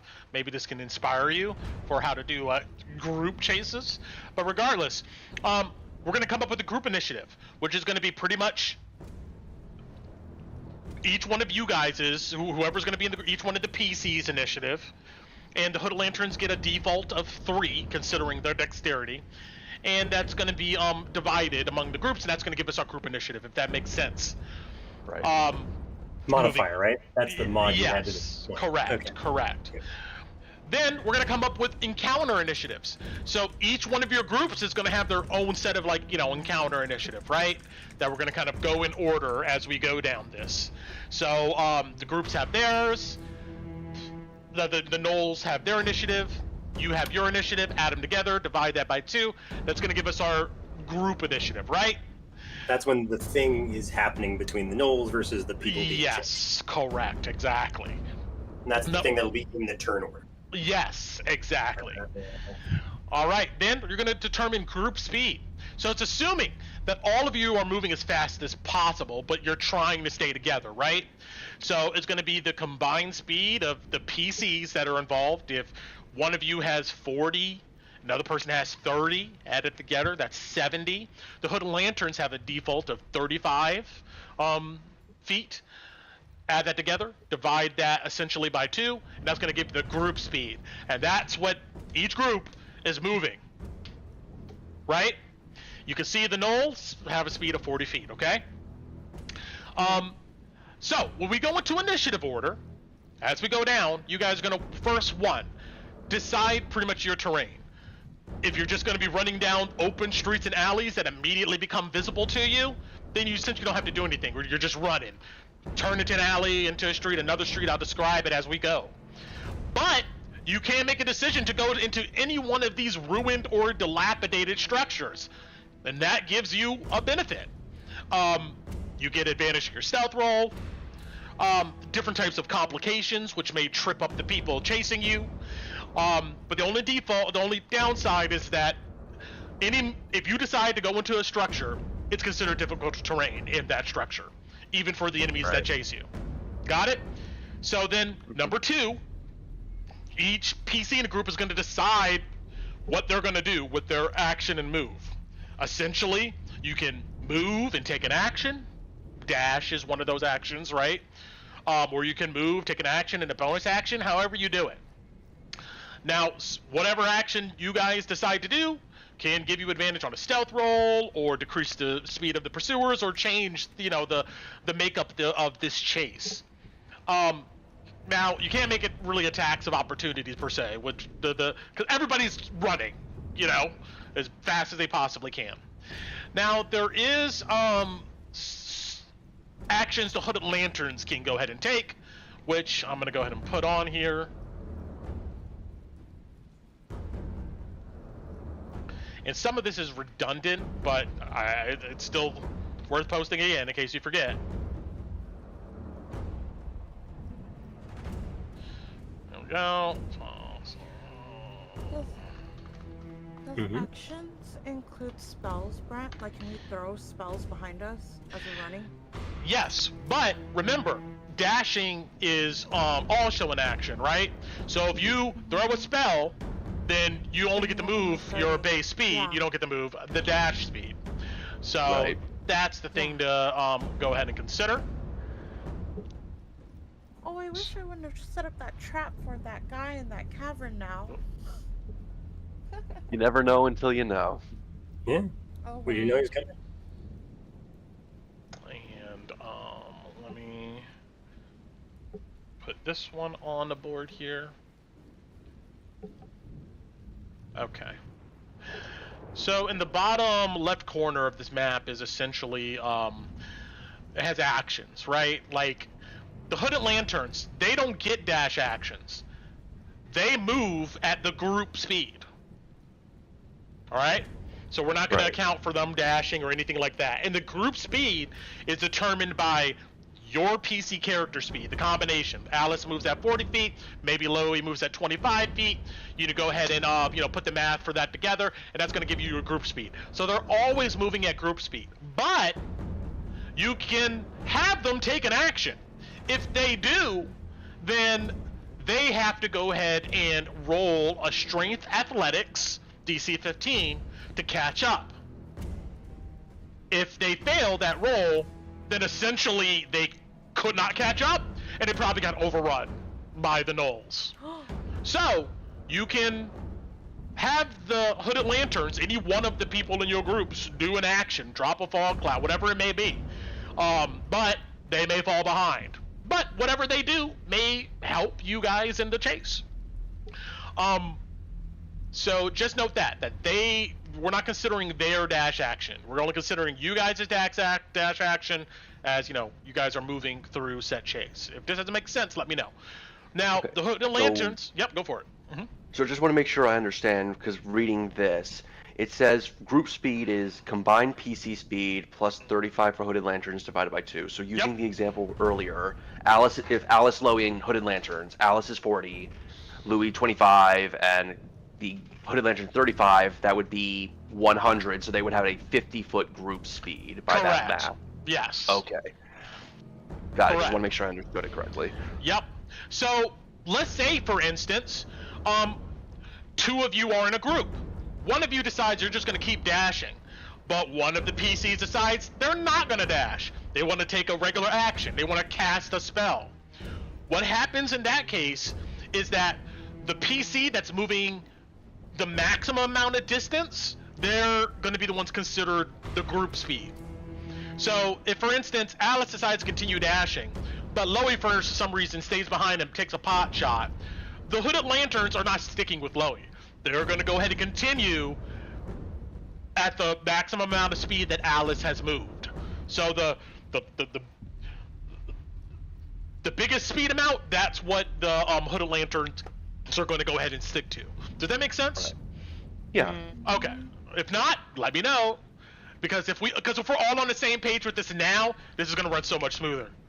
We're going to be able to bam, bam. If we choose to do something besides dashing, yes, nobody gets to dash. So all PCs either dash or don't dash.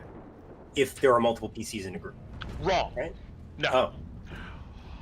You can decide. One PC can decide to dash. Another PC can decide to not dash. The PC that does not dash falls behind the group. Mm-hmm. All right. And then they have to make that. They're going to have to. No, they don't get that at athletics. They're going to have to try to make up that speed. If they don't, then they run the risk of dropping into a combat situation with these Gnolls that are chasing them. So you're highly incentivized to continue dashing, right? But if for some reason somebody wants to stay behind, that's fine. Now let's say, for instance, all PCs in the group decide to not dash. Everybody, all the PCs that take an action. Then their speed is going to be the group speed, so the Hooded Lanterns are going to stick with them. Does that make sense? They're not going to just outrun you guys and continue going. They're going to stay with you. But they're always going to go the furthest distance that at least one of the PCs go. Does that make sense? Yeah. Yeah. I have a quick question since we're on let me know. speed. Yeah. What you're saying makes sense, but how am I with Alice? I can dash as a bonus action. Is that not a thing with this, or is what I'm at with? Because I know I'm one of the few ones that can. I think we're the only one who can. If you decide to dash as a bonus action, I'm going to, I was thinking about how I would go ahead and handle this. I think what will happen is I'm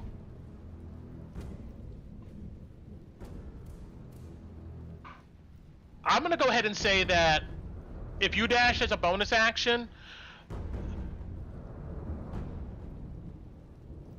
the group will keep up with you, but if you're by yourself, there's no other PC with you. You may leave one of the PCs behind. That's where I think I'm going to take this. So, Alice, you take a bonus action and dash. I'm saying the Hooded Lanterns, they're toughing it. They're pressing it. They want to live. They're going to go ahead and match your speed since you're going the furthest distance. But let's say one of your other compatriots, Loey, is with you. He can't dash as a bonus action, which means he's left behind. Does that make sense? Well, yeah. Well, because I'm asking because like we're talking about we have our movement and then we're assuming everyone's dashing as an action. So let's say whatever group I'm in, everybody dashes, and can I use my bonus action to dash, and would that free up my action to do something, and I can keep up with the group? I see what you're saying. Yeah. I understand if I'm like going twice. Okay. That makes sense. So, yeah. Yeah. Okay, that's what I was asking. If I that makes a lot of sense. Which one I use, and then obviously if I want to use bonus action and action, then I'm like stupid far ahead, and I can leave somebody behind. Exactly. Yeah, that makes sense. So yeah, you could take the bonus action to dash, and you would still have your regular action to do something. But if you decide to triple dash, then obviously you're leaving. You're leaving the group behind at that point, and you're off. So I wanted to see if that was available. Got it. Yes, that makes sense. All right. Okay.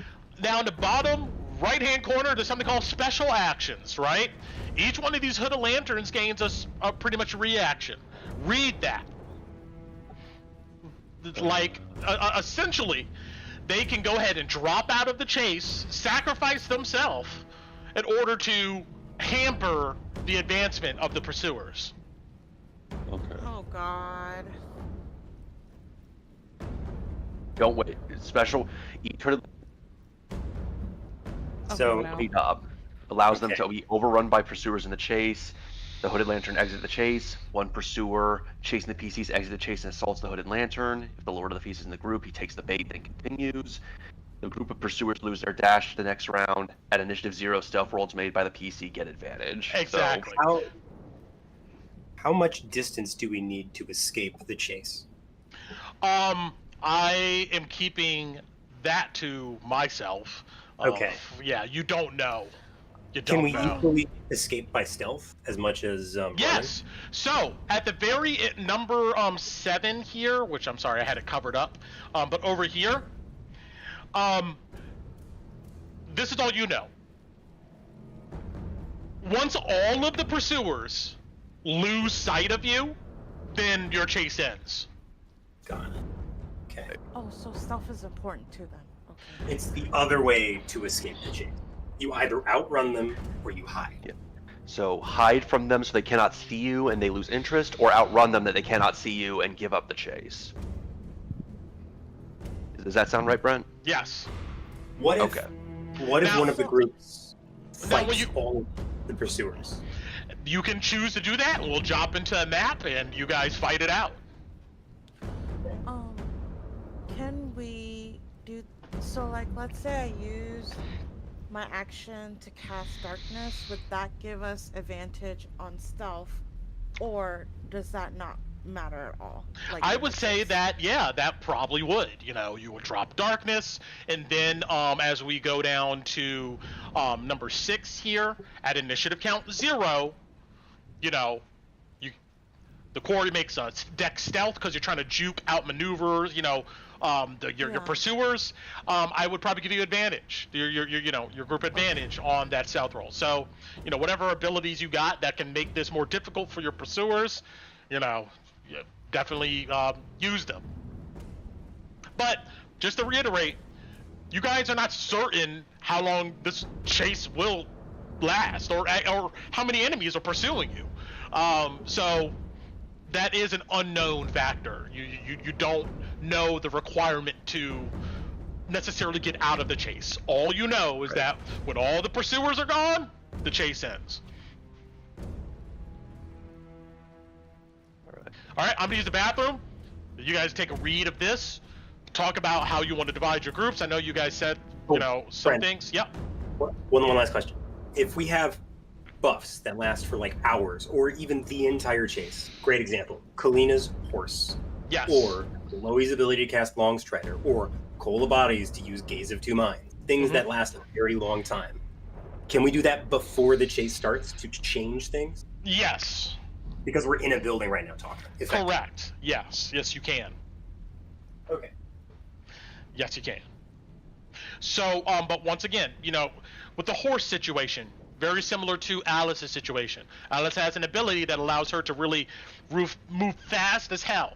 In these cases, if you're on the horse and you're moving fast, I'm gonna play it as you leave the larger group. You know, you're just way ahead, and you said, fuck it, I'm out of here, I'm on the horse, and the rest of the group is still trying to outrun the pursuers. Does that make sense? It's kind of a play-by-ear situation here when it comes to like extreme speeds, you know, things like of that nature. So if Kalina is on a horse and a horse has what, 50 feet of movement? 60. 60? I would say that you would probably branch off from the larger group of hooded lanterns in that case. But let's say if she's not dashing with it, or she's like, I'm willing to stay with the group on it, does that 60 feet count for her speed to be divided by? Yeah. Okay. If you're gonna stick around, yeah. But if you're gonna be like, okay, Sorry, I'm gonna continue to, like, every round I'm gonna dash on my horse, then you will leave the group eventually, you know. But yes, you can factor that in as a regular part of that group's movement. All right? Does that make sense? I want us to, the clearer we are, the faster this will go. Mm-hmm. So if Sorry, you have, Katie, you were asking something and I overspoke you. I thought I was.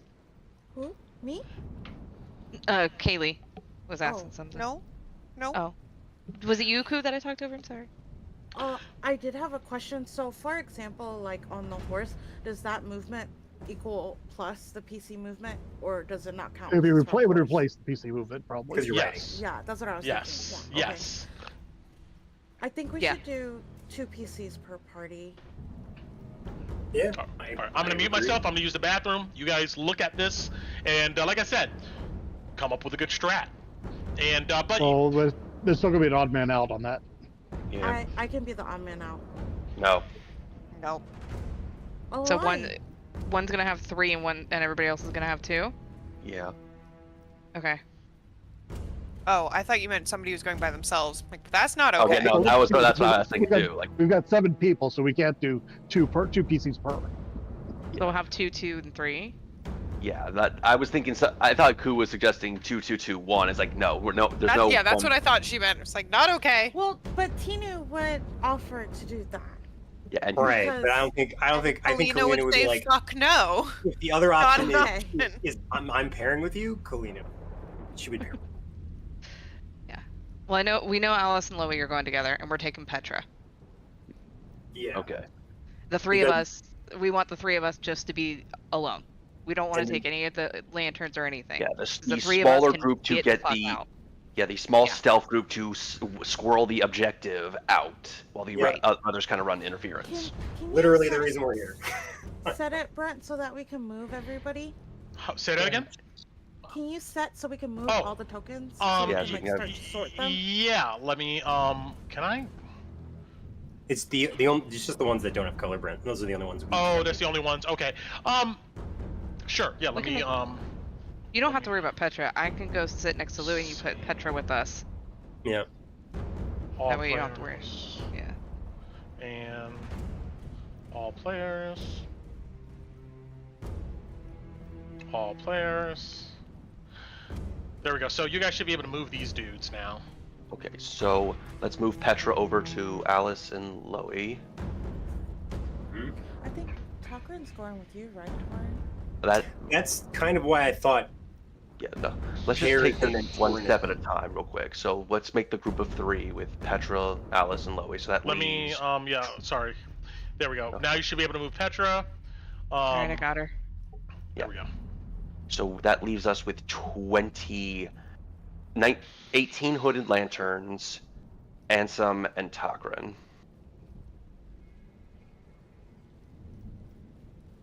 And they're between 5 other PCs. Okay. Which of you guys are pairing? Is Kalina and Tina pairing up? I was saying we should split up, but based on the rules, it's up to Kalina. I think if Kalina tells Tinu to go with her, she would. But if not, then I I was probably trying just to I'll stick tell you with this right her. now: 2 people can probably ride Kalina's warhorse and just run. But we're I not was- going to leave. Yeah, Yeah. but they need to escort some lanterns out too. I'm just telling you what you could do if you're faced between a rock and a hard place. I was trying to figure out if it would be beneficial for me to take anybody on the horse that wouldn't need to use movement, so they could use their action for other things. If it's just Kalina and one other person, you could probably escape this on your horse. I mean, like you'll have 60 feet of movement speed, moving at 120. The Gnolls can't catch you, and it's your But horse. like, I think, but so like, let's just say Kalina and Bati are on the horse. Bati doesn't have to worry about dashing, which is probably a good thing because Bati probably doesn't have a lot of constitution. And then Bati has her Eldritch Blast that pushes things back. So, and she can use her action to do that while she's still technically moving with the group. Or Ron's sitting on there, making lightning go or something like that. So that's a good strategy. That's what I think you were saying. With Yeah, Ron, no, he's going to be if he drops the spike growth, he's going to severely hamper the Gnolls. Right, and that would be something that would be a situation where that would be good to be on the back with Kalina because at least he's still keeping up while being able to do control. Yeah, anybody who has a 30-foot movement speed on the horse doesn't care about their own movement speed anymore. Oh, I think that's everybody because I think you're the only 2 that have faster than 30. Yeah. Yeah, I will. Yeah, Torin has 30. Tockbird has 30. I have Who has 30. horrible con? All right. Does anybody have like a negative con? I think everyone's got at least a +2. Yeah, Torin has a +2. I'm at a +2. I do too. Me too. So I think just at a base level we should consider 5 rounds Does- before we have to worry about that. Sorry, Brent. Does Petra and Tokrin and Ansem count as a hooded lantern, quote unquote? If I will control them, Petra and Ansem, I'll control them. No, what but they I do. mean their movement speeds. They Yeah, count they- as. Correct. Yeah. And their initiative bonuses for group. Yep. Yep. They Okay. can. Okay, you guys are gonna hate me for saying this, but I think we should split up Louis and Alice because you guys are super fast, and maybe you put Petra with Alice because you guys get to dip. And then Louis has you have your long strider that would work in more benefit to another group. Does that make sense? It would. But if you don't want to, it's okay. Chloe would never leave Alice in this situation. Yeah, the Yeah. problem is, Yeah, Yeah, they're not okay. splitting. the thing is, and might be hating me, as much as there's an optimal way to do this, we also have to keep in mind player The motivations. char- Like yeah. Thorin and Tokrin are going to probably going to run together, even if theoretically having them split up would be a better option. Like, and it's the same with Louis and Alice. Yeah, that's why me and Shane were kind of side talking because if that's why we think if Lois, there you go. There's Louis and Alice's name. Lois. Lois take Petra. At least we know they can get Petra out. So if they're not splitting up, at least another way they can be optimal is to get Petra out. The person we But- literally came here for. But if the party is like completely against that, then we can talk. But I think I like the idea of somebody riding on the back of Kalina's horse with her that can do control Yeah. to help optimize I was that group. thinking because then they don't have to use Yeah. the running. I can keep their speed, and they can Yeah. use their action for something else. I will say also, I think every ranger, if we are allowed to use their spells, they have 2 fog clouds, 1 pass without a trace, and 1 is spike growth. Sure, and they got 1 because we started at the beginning of the battle. Remember, they have 1 of all of them, so they can use times per day. At the beginning of the fight. That's what Brent said. Yes. As a reminder of that, let me look here. Let me go up to my rules here just to. But they do have fog. You're absolutely right. They just only have. Yes. Let's see. So their once-a-day abilities have been expended, Okay. unless otherwise stated, and they only have 1 use of their twice-a-day abilities. That's Okay, if so the stat everyone- block has it. Yeah. So they all have a fog cloud that could be helpful in an emergency situation. What does Ron have right now? I've been waiting. So before I get into that, there's actually two options. Ron can also turn into a warhorse as well to bump speed. Yep. So somebody else would rather Wow. do control. Alright, so that's the first thing. Second, I still have 2 third-level plots. I can do a heat metal, I can do a spike growth, I can do another call storm. That's at least beneficial to what we're about to do. So with So- Ron, he either becomes a warhorse and helps other people with movement, which would basically be probably fit 2 people, or he goes caster and uses, because all of those would be very helpful in slowing either the group or the big guy down. Can we start you as one, like as a caster, and then you shift and people get on? Yeah. Or no, probably not while we're running. No, so that is doable. Thankfully, it's a bonus action now in 2024 to And shapeshift. theoretically, wild shaping doesn't break your concentration, so Correct. So, but you gotta think, doing in retrospect, the spike growth is only gonna be valuable for 1 turn to get ahead. Makes distance So, for it. because they're gonna dash and get right through it or die either way. I mean, if you've got like some whippy gold behind you, they might all just die through your spike growth, and then you're just free. Potentially. Or maybe you have the Lord of the Feast, and then your spike growth doesn't matter. yeah. So yeah, I mean, if I had the, well, Are if you I had able the to Lord of- cast your spells while you're a warhorse? No, but I No, can but you cast can concentrate on your spells concentrate, while- then turn. Yeah. Gotcha. So maintain cast, concentration. turn, keep concentration as warhorse. But yeah, it's a bonus action to transform. Yep. Correct, and I will not be using a starry form then. So it really just depends on what everybody wants. I can do either. Well, So which of our hood lanterns have fog clouds available? I guess separate those right now. None of the scouts. None of the scouts. All the regular hooded dudes. None of these guys have that stuff. It's just the I 2 thought- masked ladies and the. So No, I'm looking Yeah, at the scouts so- right now. They don't have Select- it. These. Yeah. Okay, so we probably want to have put like one of each of those with each group. That way we can lay down cover. Yeah. Okay, so what are the other 3 groups in the party? That's good. What PCs are? Because we're not putting PCs alone. I'm assuming. What PCs are pairing together, and what PCs are? Doing the trip. Who's the trip and who's the double? Well, okay, so here's the thing. If only Ansem and Petra count as hood lanterns, I think the question is if Tokrin does not, he's technically an important NPC, a pseudo PC. So if he goes with me, that's 1 group. In that Oh, and case. you could go alone then with your brother. I mean, I would Well, go you- technically those 2 and a couple lanterns. with And, Brett. and I don't want to make it seem like Ansem could have his own group up here, just to let you know. I don't want to make it seem I'm like just he making- can't.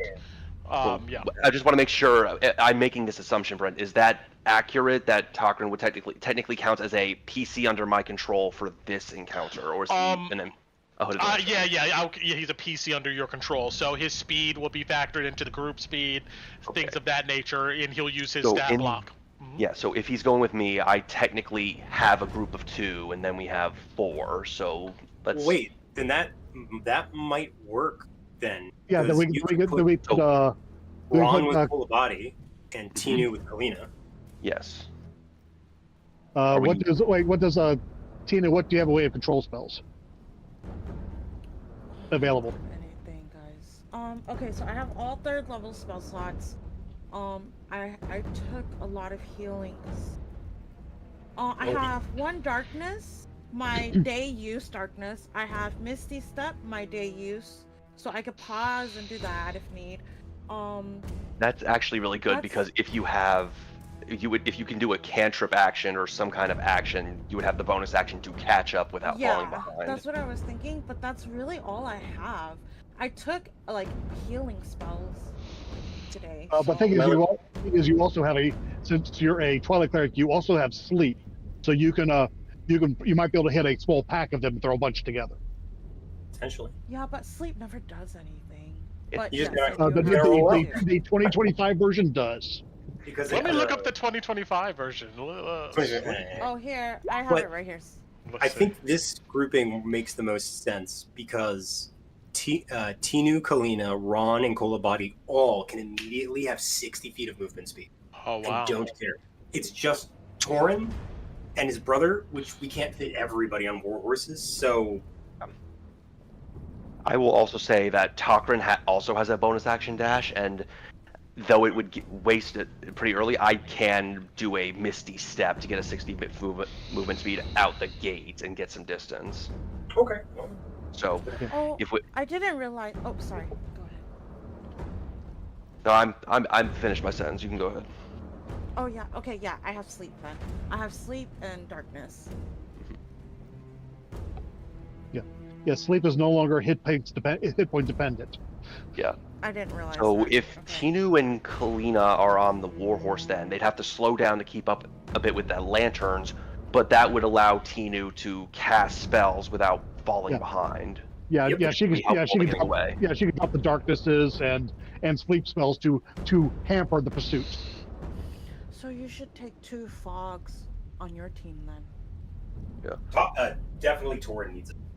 Yeah, that's Yeah, what I'm saying. We'll probably need at least Just one. consider is that you guys don't know who the Lord of the Feast is going to. Yeah, pursue. that is the big thing. Yeah. And we're going to be creating a few more groups than these 4. 110. Some of them are just going to be NPCs. Because we shouldn't leave a PC alone, except in Torin's case because of his brother. Yeah. So each one of our. So we should probably. So I'm guessing Ansem should probably form his own group. Yep. I think that's smart. Okay, so I guess put Ansem here. Which Okay. case we have 3 major units, and then 1, 2, 3, 4, 5, 6, 7, 8, 9, 10, 11, 12, 13, 14, 15 remaining scouts. I mean, I could throw 3 of my 3 green scouts with one of the elite archers or the elite ranger ones. Yeah, so this guy should probably form his own. This the elite here should probably form their own group also. I'm good with that. They can be a 3. They can be 2 scouts and a 3. Then we Scott. want one of the ones that can do fog cloud to go with Torin and Tokrin, though. Yeah, Yeah, we do. well, one should go with Thor and Tokrin, one should go with Ansem. Then one should lead their own group. Yeah. Mm-hmm. Well, let's see. So the purple one with Ansem. Yep.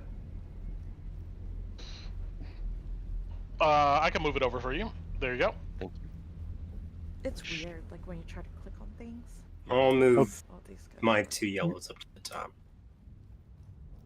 We have 3, but yeah. Oh, can we take my guy? Yeah, definitely. Yeah. We'll take my guy with us. Which one's your guy? Brent was just gonna give me a random. Yeah. We'll say it's. You know what? this, There's one this one is- yellow one. Yeah, that one yellow one. Fine. Yeah. Might as well. He's got temporary hit points, you know. He's got, in fact, max temporary hit points. He might live. They I do all too. do. They all have 10. No, I mean, Oh. you still has your 12 from when you were before. Oh, Really? yeah. So I saved this guy out of the watercolor, and he worships me now. I'm his angel. You weren't here for this one. All right, let's move another. Ron and Kolabadi, you guys good taking Hooded Lantern Scout? Yeah. Oh yeah, we're taking at least probably taking 2. Okay, 'Cause everybody's right- at. We've still So got. everyone's at 3. So we can 10. add one more to each group. Looks like. We should take one, Louis. Take one, we can't. Petra's the same. Petra's the same speed. Oh, that's right. But what you're doing, yeah. I can't increase another person's speed at the same level. All right, we'll stay small and scuttly. That's right. I forgot you can only do long strider on 3. Well, and have a backup. If I get rid of the backup, then we could take another. We could technically take 2, but then if things go Yeah. really bad, Yeah, that's fine.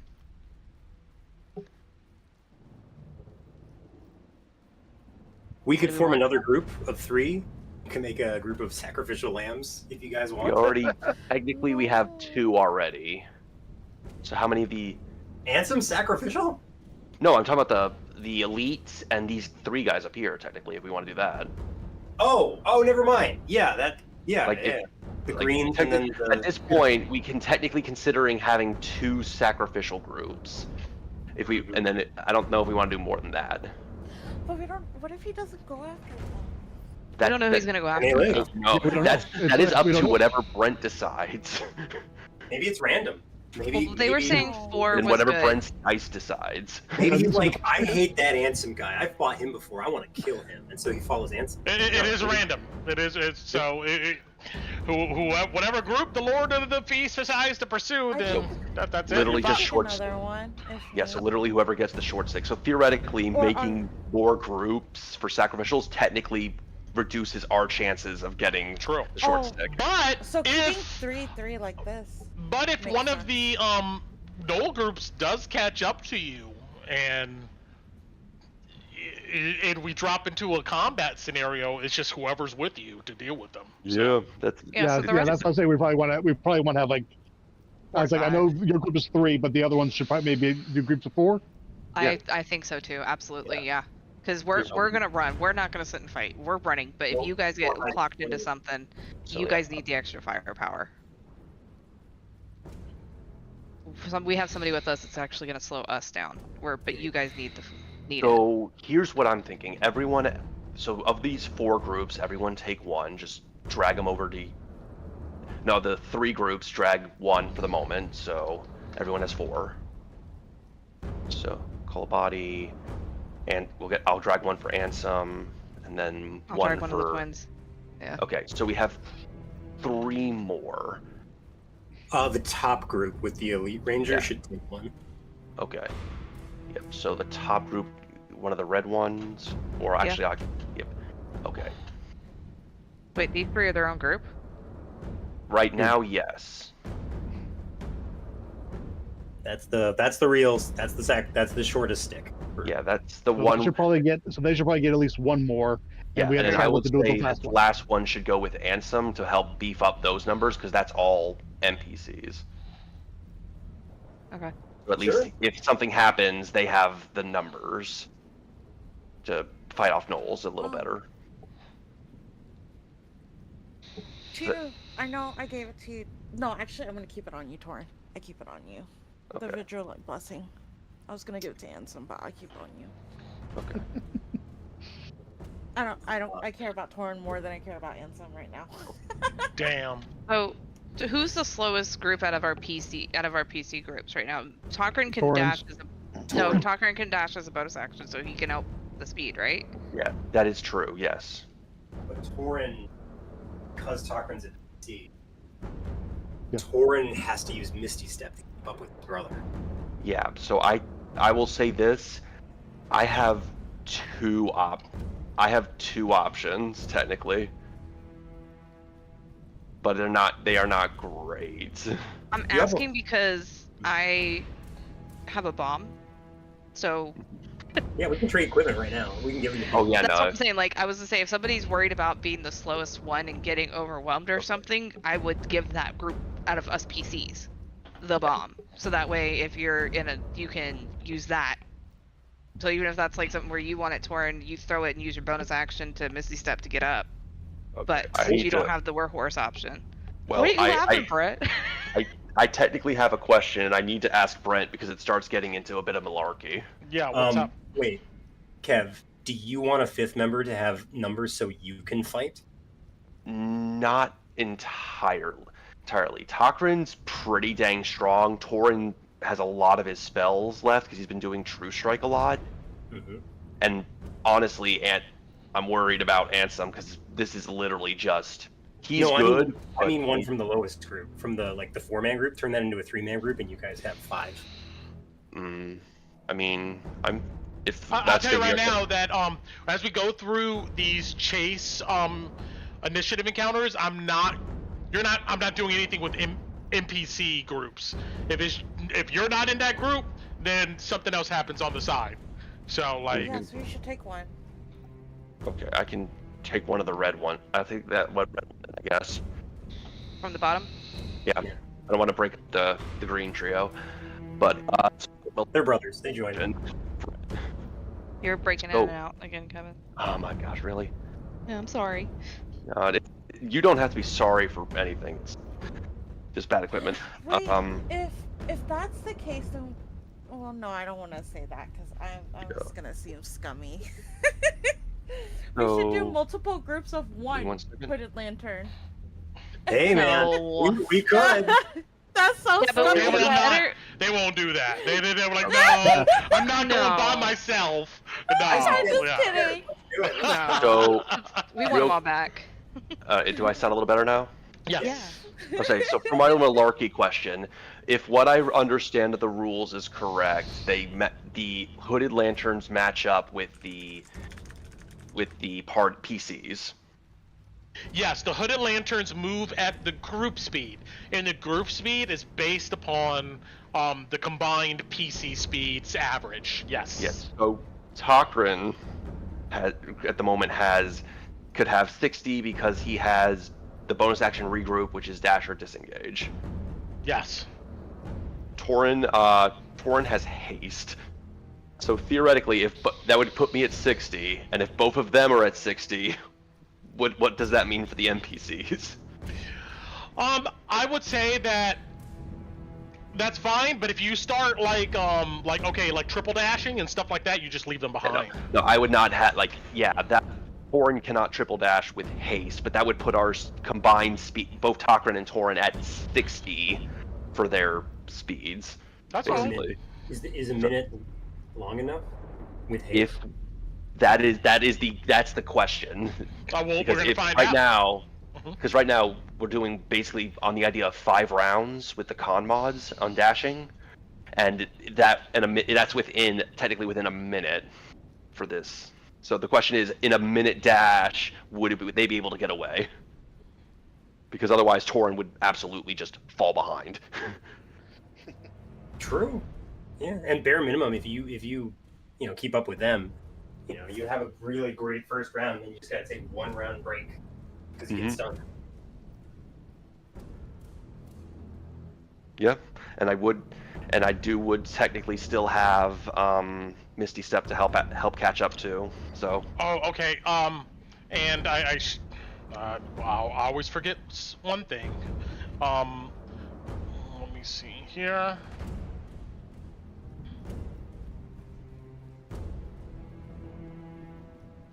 Okay, yeah. I'm glad I remembered this. Oh.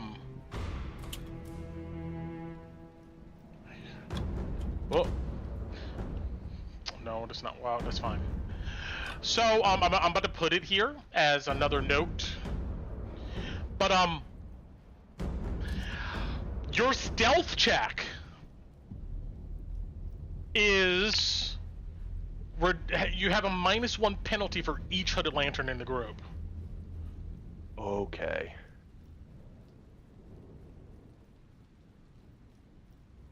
Is it?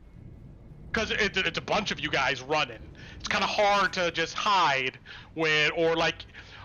outmaneuver a group when there's a group of you running around.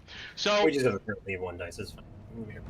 Does Collis, or not even just Collis, does the disadvantage on stealth checks come into play? that's only if a complication that you do not resolve mandates you get disadvantage. So heavy armor doesn't disadvantage call it stealth check. It would. It would. No. In that case, it would. It would. It would. So, I would say Colin and I should get rid of one. Maybe our red guy can go here with these guys. Mhm. If we take that into effect. You mean because I'm loud? No, I'm just saying. I mean, we want to get out with our guy alive, right? Yeah, yeah. So I'm just thinking, like, if we need to hide, we need to be able to hide.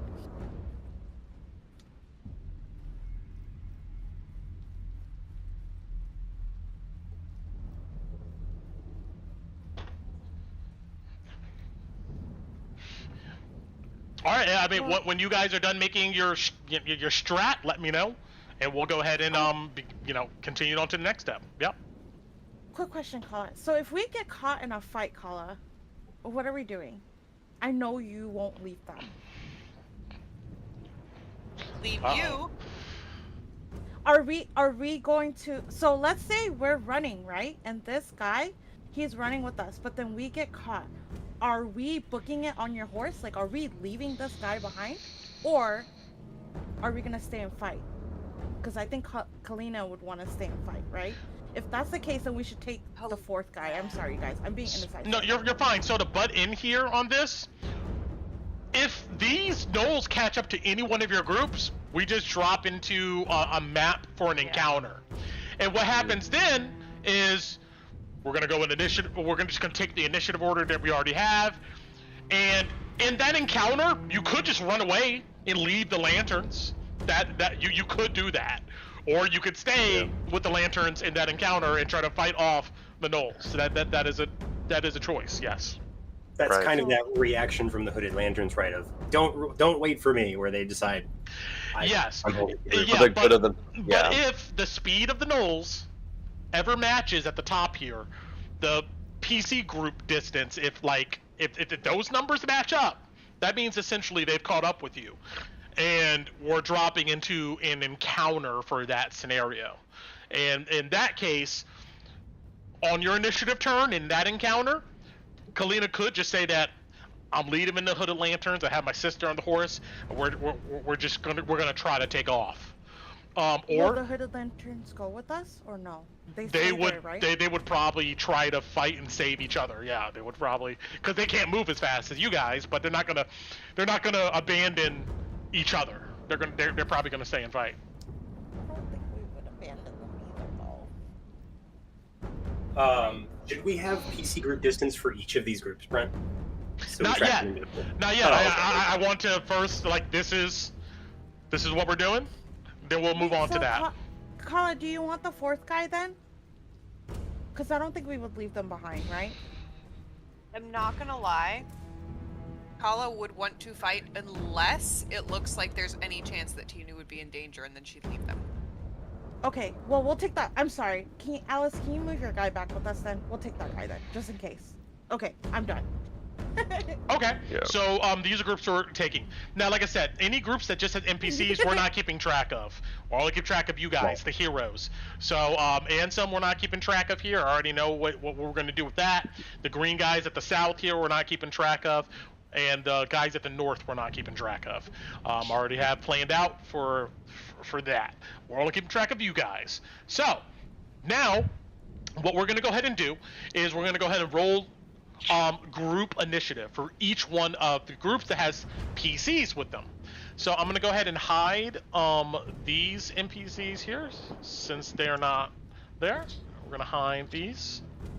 They're not there, and we're going to hide these. They're not there. All right, so now we have only our PC groups. Great. So what I want, I'm going to start at the top of the list here. I want Takrin and Torin to go ahead and roll initiative. All right, real quick, I do have Vigilant Blessing, so I do believe I get advantage on this. So I'm going to roll twice and take the higher. Yes. Oh, actually, no, there is advantage. I can just roll for initiative. Okay, so that's 17 for Torin. Got it? That's going to be 15 for Takrin. Understood. And then I'm going to go ahead and roll for the Hooded Lanterns here. Remember, they get a +3, so they have a 5. All right, we're going to take that average for their initiative.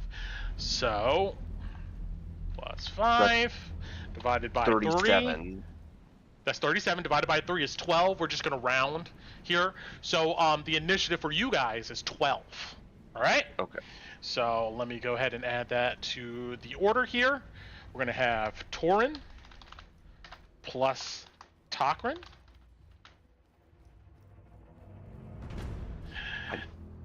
And did I put that in the right? Yeah.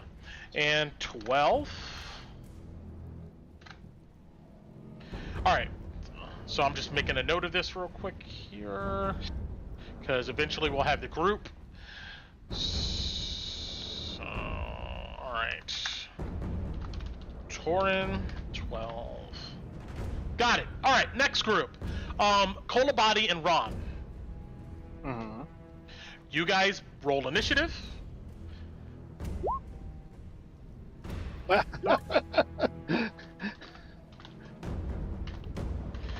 I didn't have my token selected. It's 12 for Ron. Got it. And the Hooded Lanterns get a +3, so that is 21. So, once That again, is going to be 29 plus 19 is 48. +3. 9. Well, Oh wait, hold on. so 19 20, 32. plus 12 plus 21. And then that's for the Hooded Lantern, just everybody. Divide that by 3. And so you guys' initiative is going to be 17. Very nice. All right. Moving on down our list here. Alice and Loey.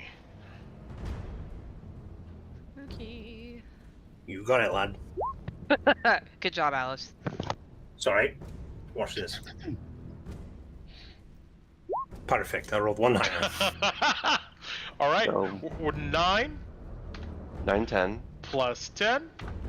And then the Hooded I'm considering Petra the Hooded Lanterns with you guys. Mhm. All right. She gets 4.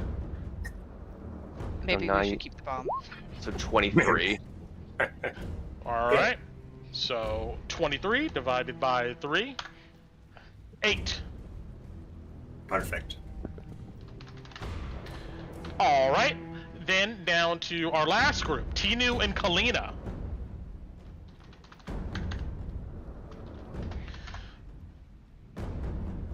So you. Fuck my life. So I hate this game. It's just the first inning, Koo. Sounds We good. got this. so that's Take me 14 back to plus my so farming 14 plus sim. 17 is 31. So believe. yeah, we're gonna be 9 plus 5. Then Hooded Lanterns get a +3, so that's 17. So 9 plus 5 plus 17. Let's do the math. 9 plus 5 plus 17. That's gonna be 31 divided by 3 here. That should be 10 with rounding, I 10. believe. Yes. Yay, Correct. my math was right. All right, so that's those groups. Next, I'm gonna roll for. Now I gotta decide. So we got 4 group. We have. I'm sorry. Excuse me. 1, 2, 3, 4, 5, 6, 7 groups, and I'm gonna assign them random numbers. That's not in the order which you see here.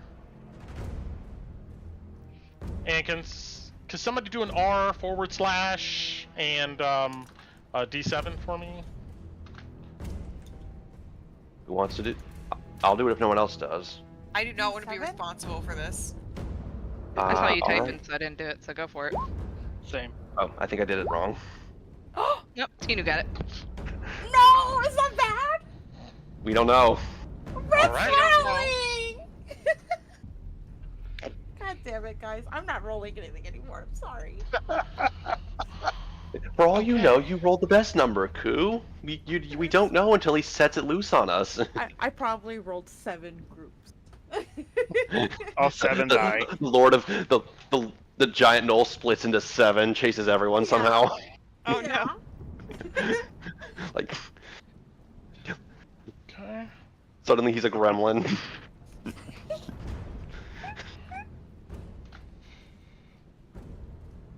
Alright, well, let's see here.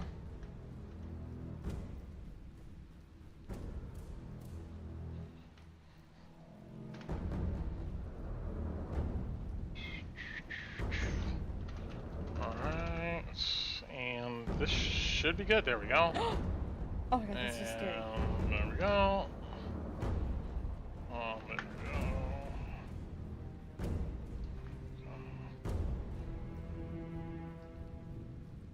Then, our dude to the bottom here.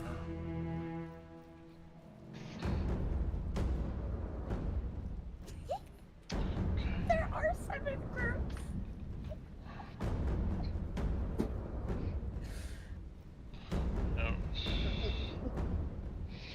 Okay.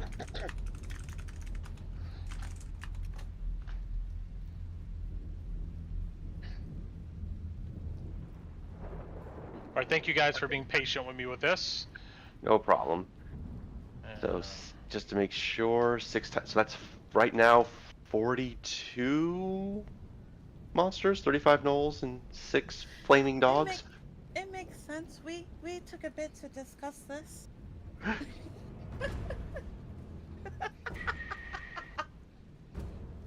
Alright.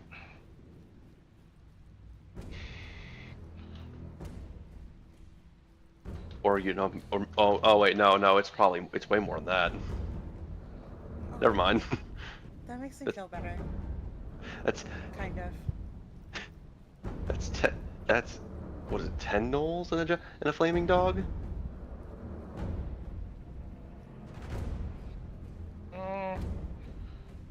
Are gnolls usually smart like this? Like organized?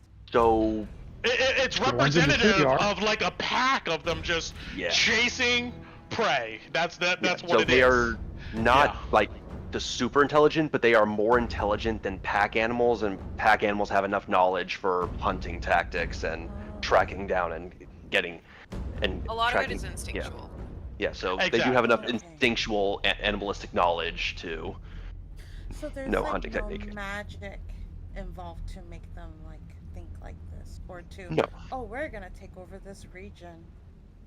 Oh no, They're here and they're here.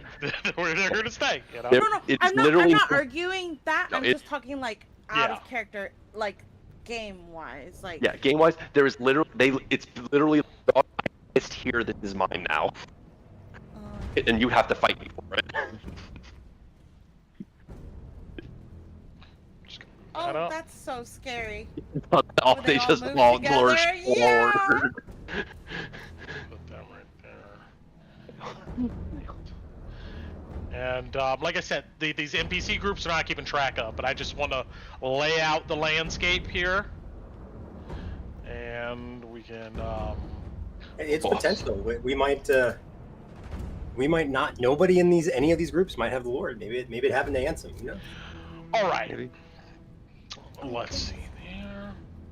Okay, so we now have our group initiative, Gnoll initiatives.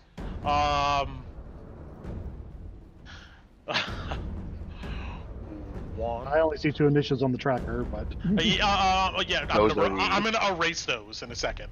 Don't Yeah, that- worry about it. Yeah. So we got advanced roller. Then yes. 1, 2, 3, 4, 5, 6, 7. All right. So then we got 9, 10, 17, 14, 20, 7. Somebody roll me a d7. Not me. I ain't doing it. I messed up last time. I feel bad. Thank you. You got it. I got it. There you go. 4. Yep. I tried and failed. I don't want to try again. So 1, 2, 3, 4, 5, 6, 7. I'm missing. I was waiting for Brent to be like 7. 17. That's 70 groups. I mean, 70 Technic- groups. technically he gave us 70. There's 70 gnolls plus extra. Brian, I know you Oh, like it. God. We're trying to get into like wargaming territory. All right, 8, then 21, 16, 18, 11, and 10. All right, we got that done. Okay, so now our group initiative. So starting at the top here, I know you don't see them anymore because I hid them, but there is a group up here. I'm not going to be worried about them. They would have the 10, and the next group down would have an 11 for their initiative. So that is the Gnolls initiative is there.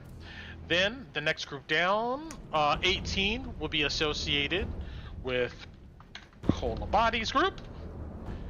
Then skipping 16, 21 will be associated with Alice's group.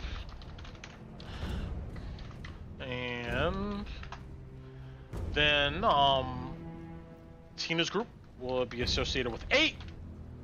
There we go. All right, we have that done. So I'm gonna then. 1, 2, 3, 4, 5, 6, 7, 8. So it's this one then? Is what you're saying? No. Don't worry about it. It's all good. Let's see here. So 12 plus 11 for the Gnolls divided by 2. Our group initiative is going to be 11 for Torin's group. All right. So I'm going to delete this. All right. Torin. 11. Then our group initiative for Cola Body's group is going to be 18 plus 7. 18 plus 17, excuse me, divided by 2. That's going to be 18.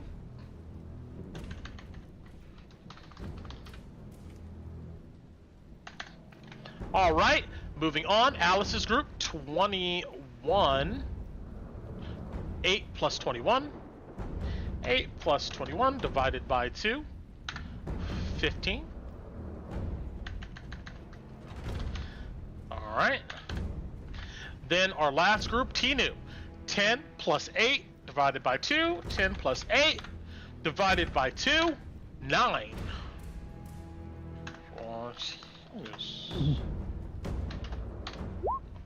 All right. There we go. So now that we have each of our group initiatives, we can go ahead and put them into our tracker.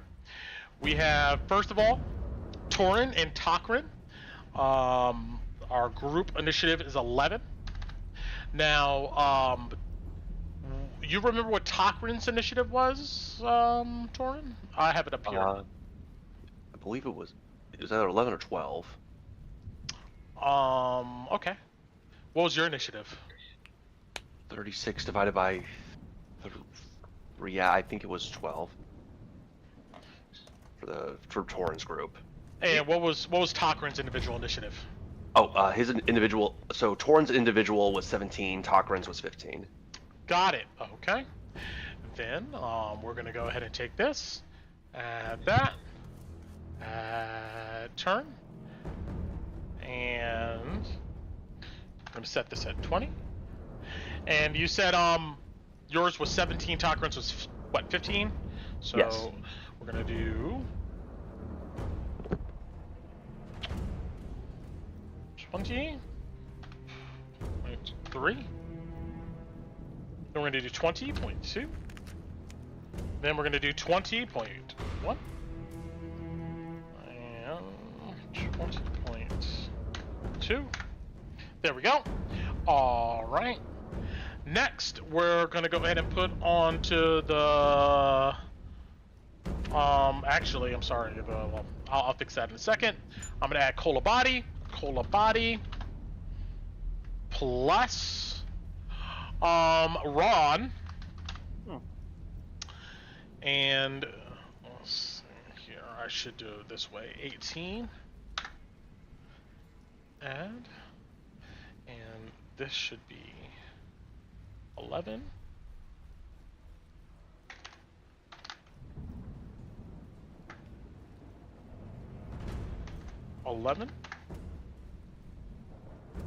Brent, this seems like a lot of work. Are you sure you want to do all this? It's too late. I'm doing it. All right. Let's see here. Roll a percentile. 18. I want to consider you guys' abilities. That's why I'm doing it this way. Is that some people are faster, slower. You guys have different things going on. I want those factored in. So yeah, we're taking the crunchy route. All right. Have to deal with it. Okay. All right. So Cola Body plus Ron. Flip a coin. Every road tails we die. You know, the fast way. There we go. All right.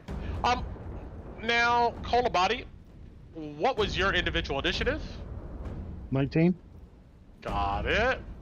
All right. At turn. And what was your initiative, Ron? It was 12. All right. So 18 plus 3. Then 18 plus 1. Then 18 plus 2. Or 0.2. Ooh, nice, buddy. I know, right? 182. There we Well, go. that's why I asked earlier if I had that minute to get my spell slot back. And, Yeah. let me, I don't know. There we go. Delete. Delete. There we go. Okay, Ron. Add 18.1. There we go. All right, moving on. Alice and your group. Got it. Alice plus Loey. Well, All right, and you guys was 21. Add.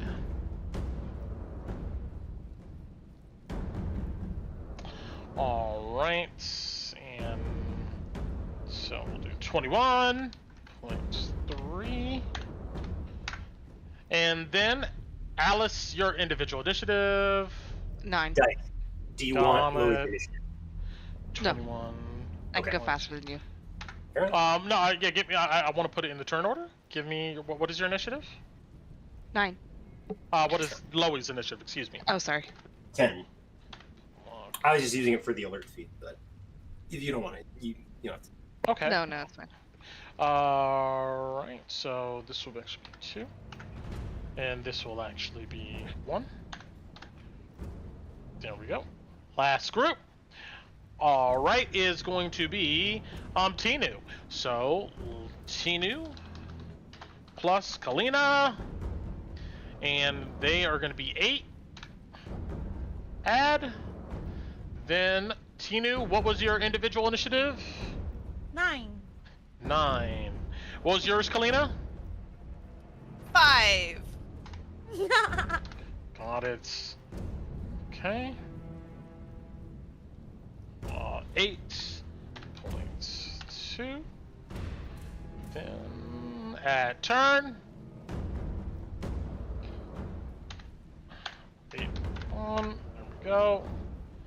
8.2. There we go. All right. That's everybody.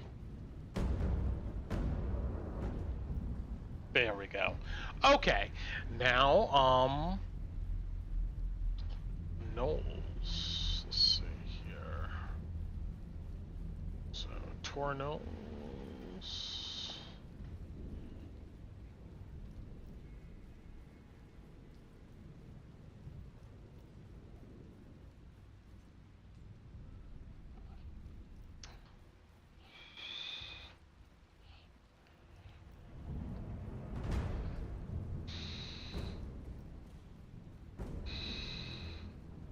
Okay, well.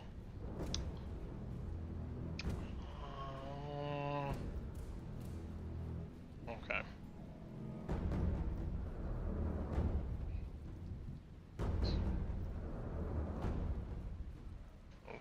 Okay, so. 8.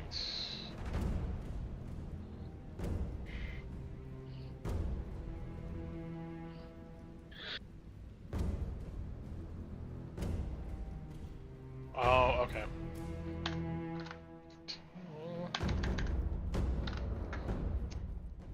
If you need to take a bathroom break, do it. I mean, Yeah, I'm getting my water right now. Yeah, I'm about to do it myself. go for it. I'm gonna get more food. I'll be right back. Have I'm so fun. scared. Have fun. Alright. That's Kolbani here. Kolbani, 18. Okay, so I did that right. There we go. Then Alice is 15. Okay, I did that right. Torin is 11. I did that right. And Tinu is 9. That's where I messed up at. 9.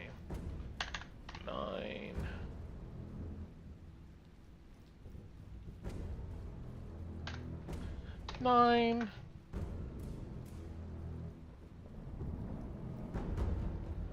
Nine. There we go. Okay.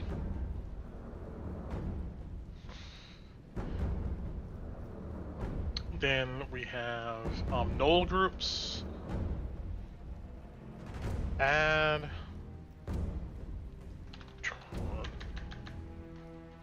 Gnolls. And they're gonna go last in the initiative. So 11.0. 0. Add 11.0. Add. Then Kolabadi. Let's see here. Kolabadi's had 18, so they're gonna go before. And so Kolabadi, Gnolls, and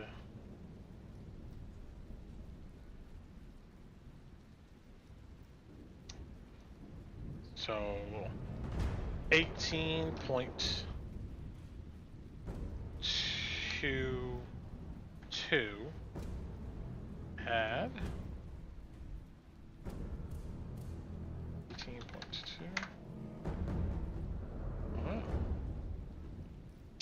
Then we have Alice's Gnolls. They got 21. God damn. Okay. Alice Gnolls.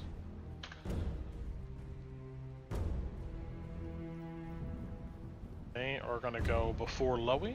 So 15.22. Add 15.22. Then lastly, Tinu.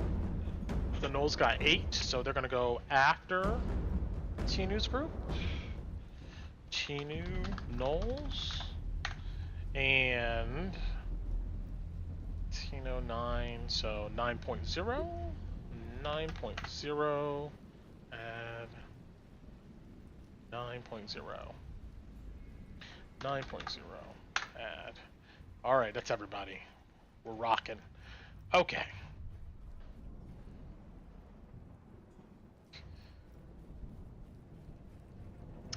Then we add complication. It's going to be 0.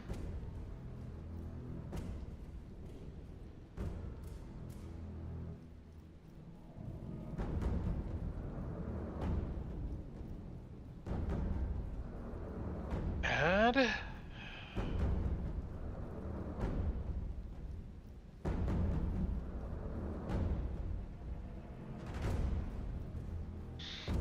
oh no, this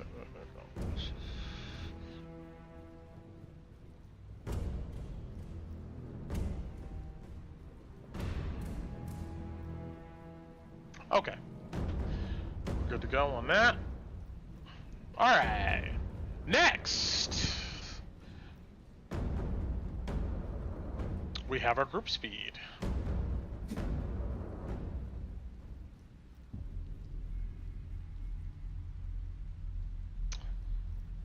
And we're gonna do copy, paste. Then we're gonna do a group speed.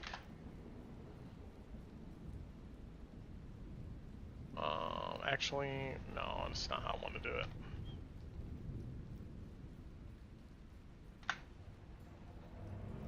Not there.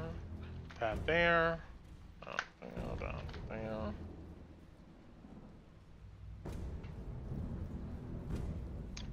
And then we'll do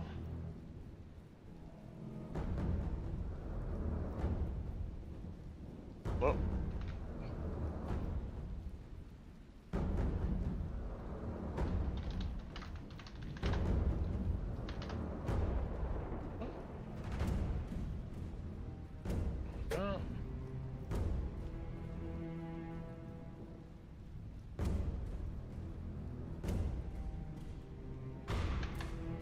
All right. Let me know when you guys are back. I don't know who's here or back. not. Oh, okay, cool. And I'm here, just munching. I'm also here. cool. Hey, Tim. I'm I just Awesome. got back. Cool. Popcorn! Yay! Already had mine. Now I'm eating carrots since we're talking about horses. So Okay, so what is Tokrin's speed? Is it Torin here? Not yet. Yes. Hello. Can you hear me? Yes. It is base 30. If he uses his bonus action dash, it becomes 60. Got it. So we're going with base here at the moment. Mhm. Well, hold on. Come on. Yeah, 35 for. Okay, so what is your speed? 30, right? So we're doing 30. Yes. 30 plus 35 divided by 2. All right, we're just gonna round to the nearest 5 here. So 30. What is Ron's speed? at this moment, 30 as well. Alright. So, Kolabody's 30, right? Yep. Okay, so same thing. 30. And I can delete this. Alice's speed base is 30, right? Well, I have long strider on me Okay. right now. Yeah, Yeah. what's So that? 40 plus And I- 30. Oh, well, what's Loey's speed right now? with Long Strider. Loey's base speed is 50. 50? 10 from roving, 10 from Long Jesus, Strider. okay. So 40 plus 50 You're the plus fast dwarf. 35. And Petra's base speed is also increased by 10 feet. Loey casts Long Strider on. So she's 45. Yep. So If she counts as a HUD lantern. 40 plus 50. What was Petra you said? Petra also gets Long Strider on her cast map. Divided Well, by we all went for lots. The speed at 45. That says 45. That's average I knew- speed. Sorry, I knew we'd be the weird group. And Tinu and Alice, I'm sorry, Tinu and Kalina are 30 plus 35 divided by. I'm not in my Kala has calculator. her horse. Is that? Do you want that now or no? Does she conjure the horse right now in the tavern? I would do it, I guess, right before we're out the door so that we have just enough time to get on it. But Yep, then in the tavern. That makes sense. All right, in the I know tavern. there's not a lot of room, so I'd probably wait till towards the last couple minutes so that we weren't. Okay. cramped. And so both of you are going to be on the horse. Yes. Mm-hmm.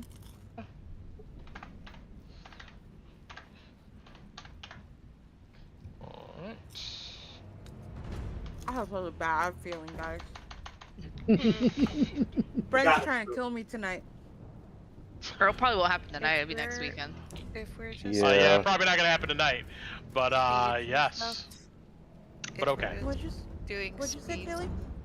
if we're doing speeds and health and stuff, can I just give you my character sheet? Because I'm falling asleep. Oh, it's fine. Yes. Yeah, I can do it for you, Kala. All right. Okay.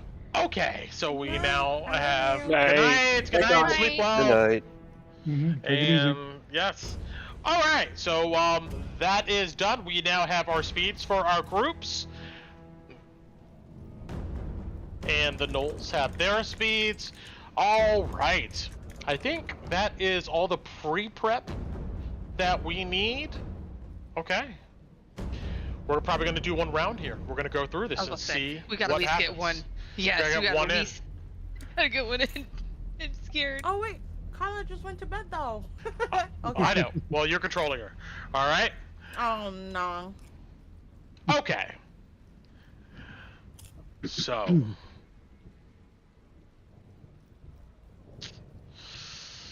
All right. Check. Oh man, it's gonna be no bueno. Okay. Or the hole.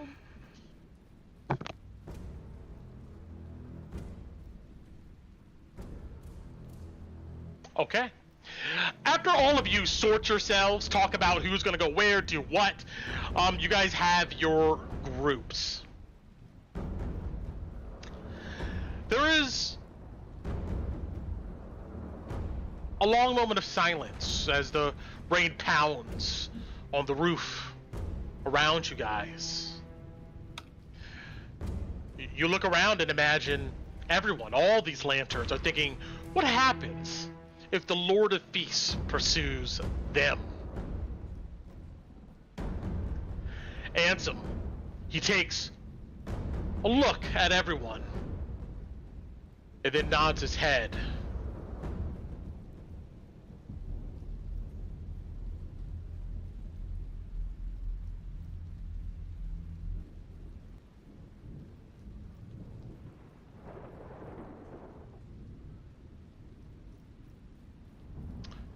Not too far away, you guys can hear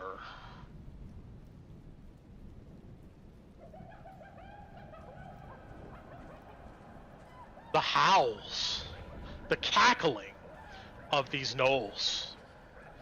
Ansem spends time in the tavern, everybody does, unbarring the doorways, getting ready to rush out and split in all directions. Kalina's horse can barely fit out the door, but stands there waiting. Ansem looks at all of you, gives one more glare of concern at his sister. Then he goes, 1, 2, 3, go! All right, with that, all of you, the different groups you've made, burst out of the different doorways. Instantly, there's a chorus of howls and barks that rise above the rain, and you can hear the warband giving pursuit. All right, starting at the top of our initiative order here, we have now, what we're gonna do is at the end of each person's each PC's initiative, I'm gonna roll on the complication table. All right.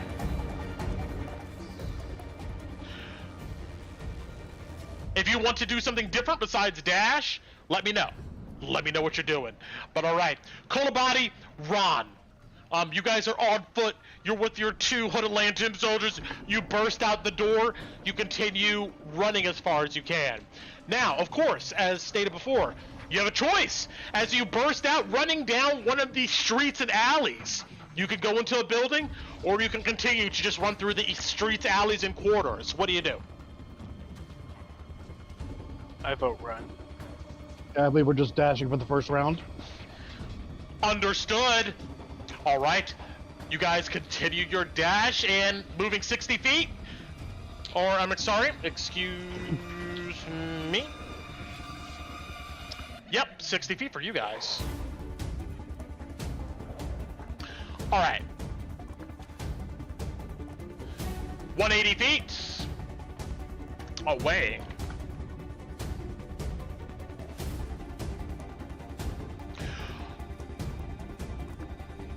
Roll me.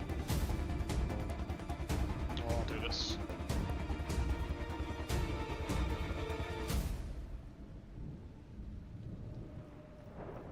Roll me a d20. Either one of you guys, Ron or Kolabani. I'll take the first one. You take next one. Okay. All right.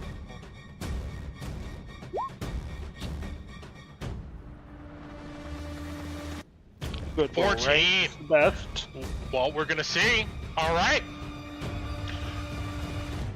Moving on, these gnolls that is chasing you guys in your group, they pursue.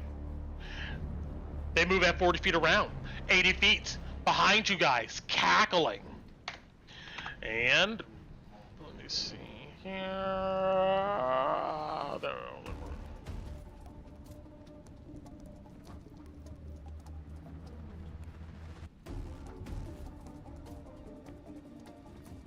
Bam. That's where I want to be.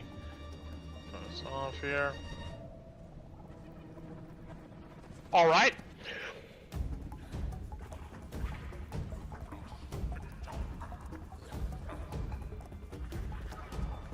I gotta put these guys down here.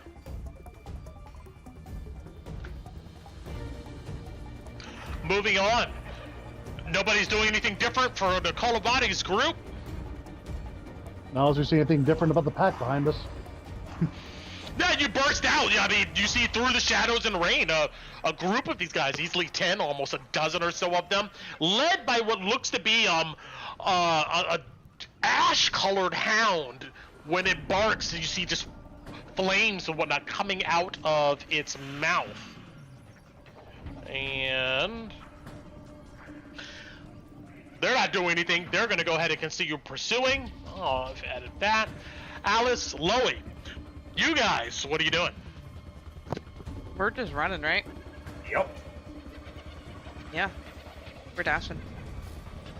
All right. Let me go ahead and roll a d20 really quick. Here. 9.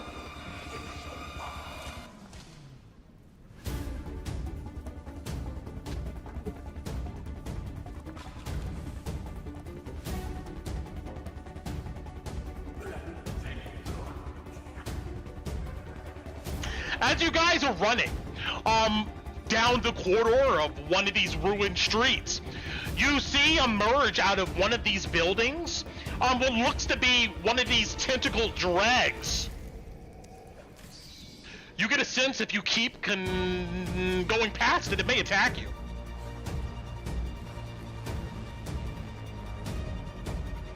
Or, if you slow down your movement,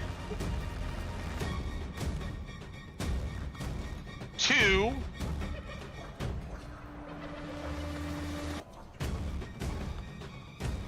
yikes, by 20 feet, you can probably bypass it, choosing a different direction or a way to get around. Question for you, Brent. Yes. I have a character trait called Gutter Runner, which allows me to dash through opponents without provoking attacks of opportunity. Does that apply in this situation?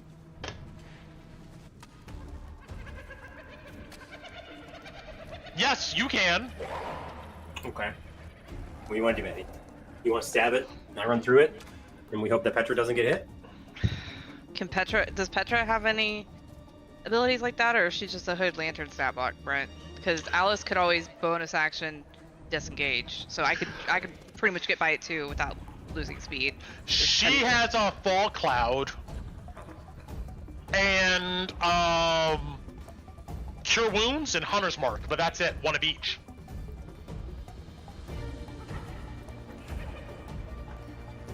Your call. What are we doing? I say we move. We try to move past it. If we can get past it, sure. Like go around it, or like run past it and have Petra get hit and get pulled into initiative in a fight. Let's go around it. All right, we'll go around. Yeah. Got it. All right. You guys decide to divert your path, ducking down said alley, moving away from this dregs that has wandered out. You're going to reduce your total feet of movement by 20 feet. So you guys move 45 feet around, right? And you guys are dashing. Mm-hmm. Got it. 45 times 2 minus 20. 70 feet is the total in which you move, plus 120 for 90 feet.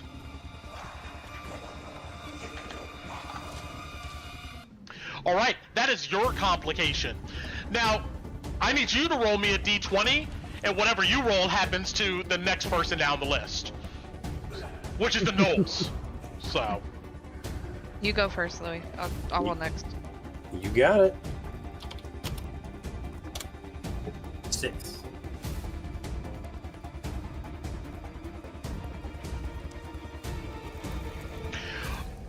As you guys continue to move, you see that these Gnolls approach this tentacle drag. They leap and bound around it, or try to, and they're gonna have to go ahead and roll me a dex save.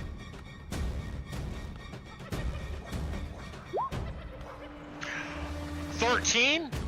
What it says here for my chart is a 10. They're able to go ahead and bypass this. Some of them just barrel over this these dregs and just continue to move forward. They continue their movement speed. All right, put that there. They move 80 feet. Continuing on down the list here, I'm gonna roll for the Gnolls, and it's gonna be Torin and Tokrin. Now, Torin, Tokrin, you barrel out of one of these doors with the group of hooded lanterns, and you could hear the cackling, and you could see through the shadows the groups of these Gnolls. But as you do a double take, unfortunately,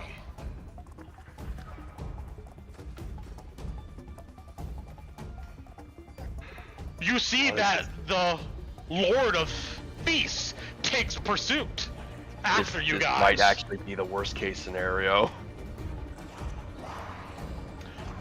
All right, with that complication table coming up as you guys are running, I'm going ahead and roll me another d20 here. 4. Let's see what's up. You guys run, dart off. You come across what looks to be a bunch of ruined barrels, crates, a dilapidated wagon, and whatnot in your way.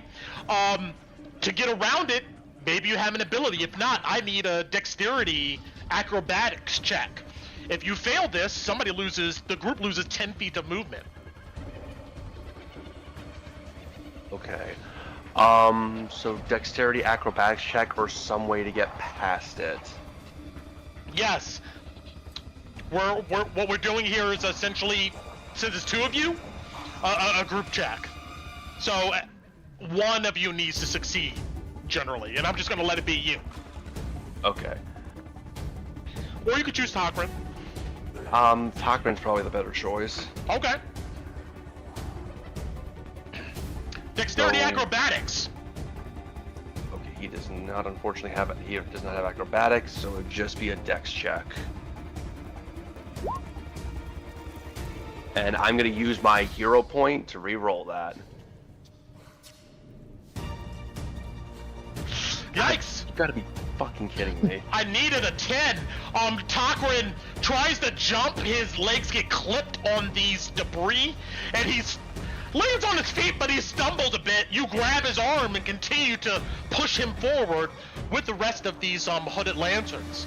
And your speed is reduced by 10 feet on that, so instead of 60, it's 50. So 170 is where we are at with you guys. Anything unique you like to do? I assume you're not dashing. That's why we're moving along here. Not to leave these guys behind. I mean, you are dashing, so. Well, the way this... Yeah, we're dashing this first round. Okay. Got it. All right. Go ahead and let's see here in our initiative. You guys went before your Gnolls, so go ahead and roll me a d20. Let's see if they get a complication.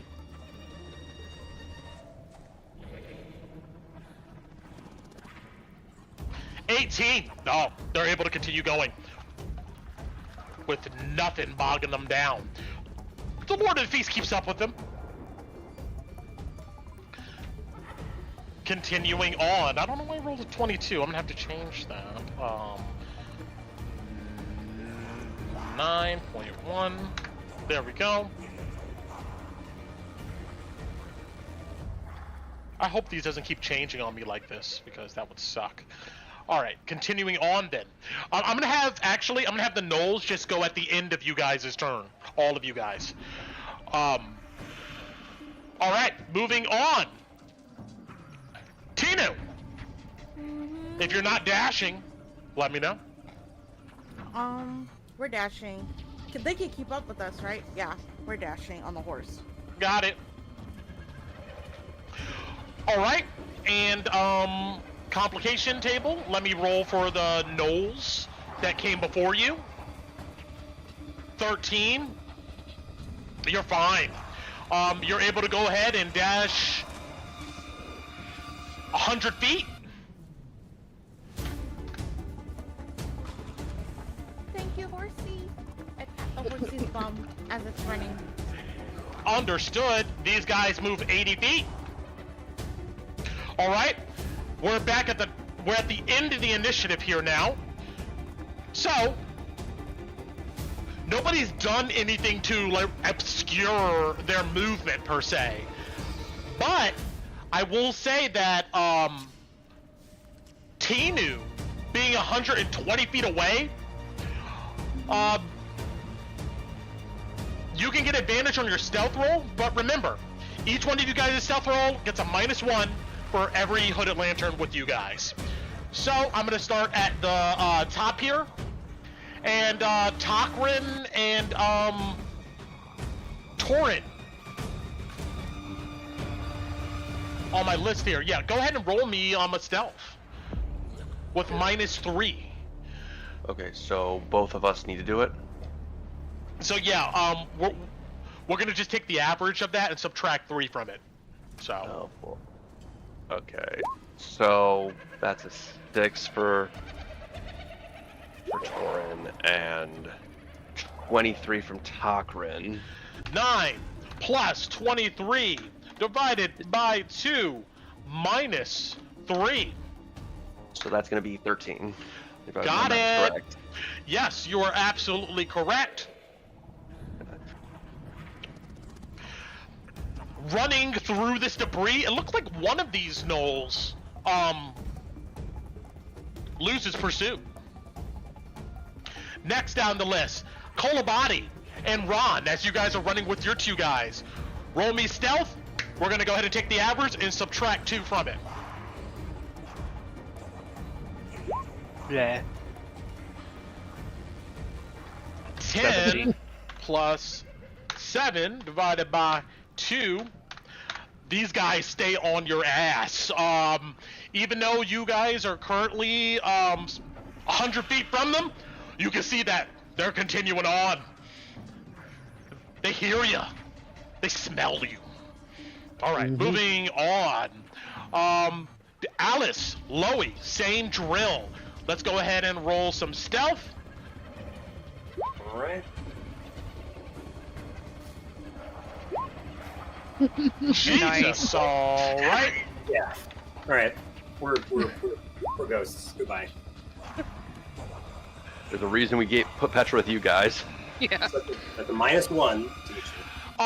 Yeah, you lose at least one of these guys. I'm taking them off the map as you guys continue to press forward. Lastly, Tinu and Kalina. I don't know if you have Kalina's sheet open. If I do. Okay, cool. Let's go ahead and roll for her and you.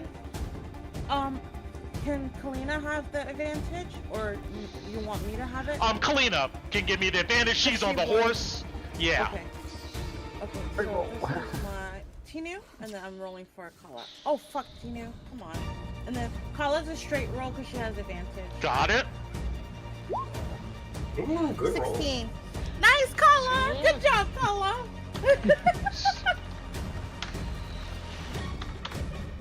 All right, 16 plus 11 divided by 2 minus the guys with you. These guys are still on your ass, though. They continue on. All right. You guys are feeling how this is going now, right? Yep. Okay. Back to the top. We can go ahead and get one more round in just to go ahead and reinforce what we're doing here. All right. We've already did complications, and I'm gonna go. I don't know why this says 36. Oh my god.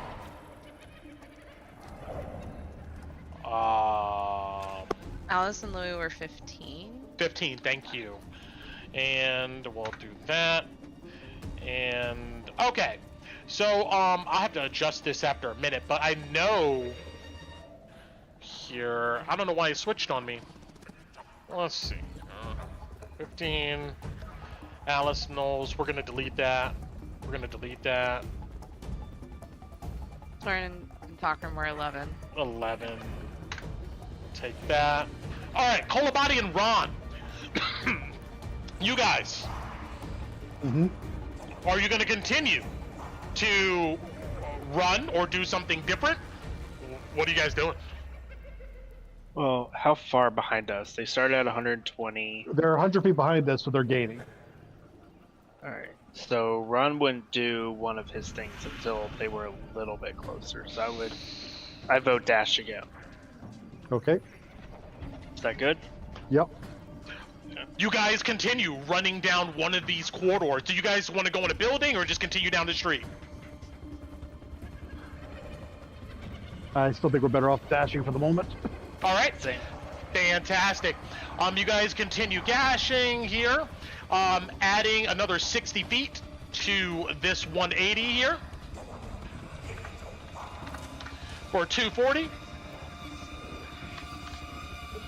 Go ahead and roll me, one of you guys, roll me a d20. Your turn.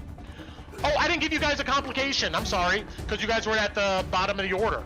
Let me see if one comes up real quick.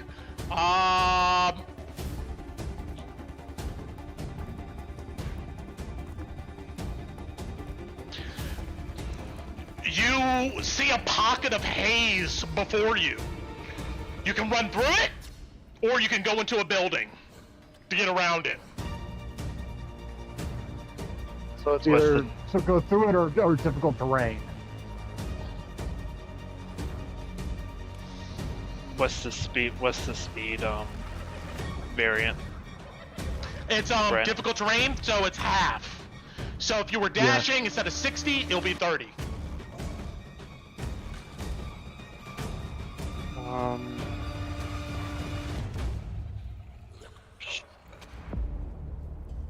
I'm okay still going for it. Just take the difficult terrain. Okay. All right. You see a shattered window. Both of you guys are able to leap through it with your hooded lanterns.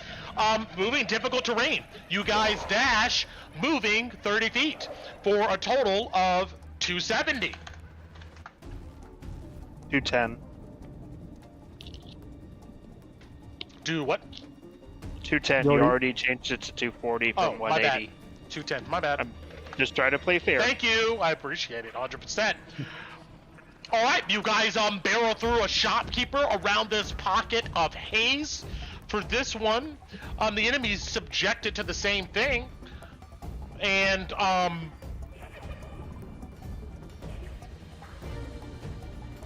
they're gonna go through the haze. You will get advantage on your stealth check. Next go around here. Note that for me.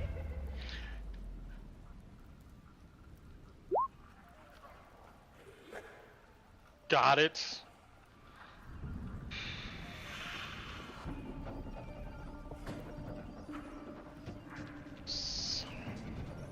Okay. While you go through the windows, they go through the haze, pop out the end of the rim, bang up against each other, and then they take the same direction as you down another alley. They will go at 160 as they are dashing.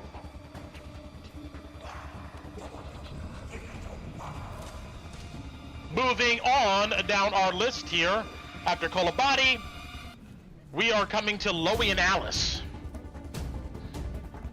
Alrighty, we're cutting in that building. Come on, we got a plan. And I'm sorry, I'll get the hang of it too, but just give me a second here. Sure. So that was them rolling for complication for Kolabadi and Ron.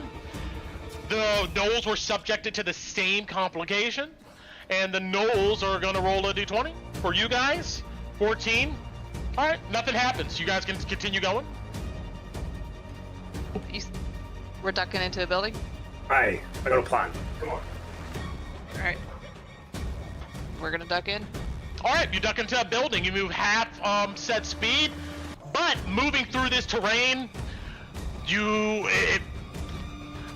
let's say you guys go through a tenement house. You burst through a back door, go around a corner, down a corridor. You see a front door. You guys try to go ahead and go out of that, and that will give you advantage on your next stealth roll. As an action, Yes. instead of dashing, Loey is going to cast Pass Without Trace on himself, Alice, and Petra. Huh. Okay. Drop text for Pass Without Trace for me. Sure thing. It's beautiful from a PC's perspective. They don't smell us, they can't hear us. And they can't track us except through magical means. Yep.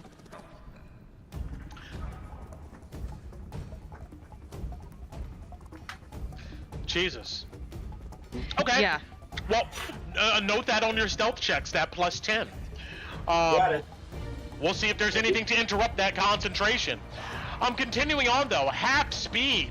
So, you guys move 45 feet this distance. 190 plus 45. 235. 235. Continuing on. One of you guys roll me a d20 for the Gnolls My turn, right? following you. Yeah. Okay. Oh, sorry Yes. guys. That's good. We want low. That's good. Yeah. Hopefully. I think low's good for us. For them. It's good when they roll low. When they burst through the door that you guys went into, just the amount of them, the floor collapses under the group, or as they run at least, and I need a dex save from these guys. Oh, God. That's not good. One of them disappears. The others continue to scurry on. All right. For the next group, we are down to Torin and Takrin. I'm gonna go ahead and roll a complication table for them. Bam.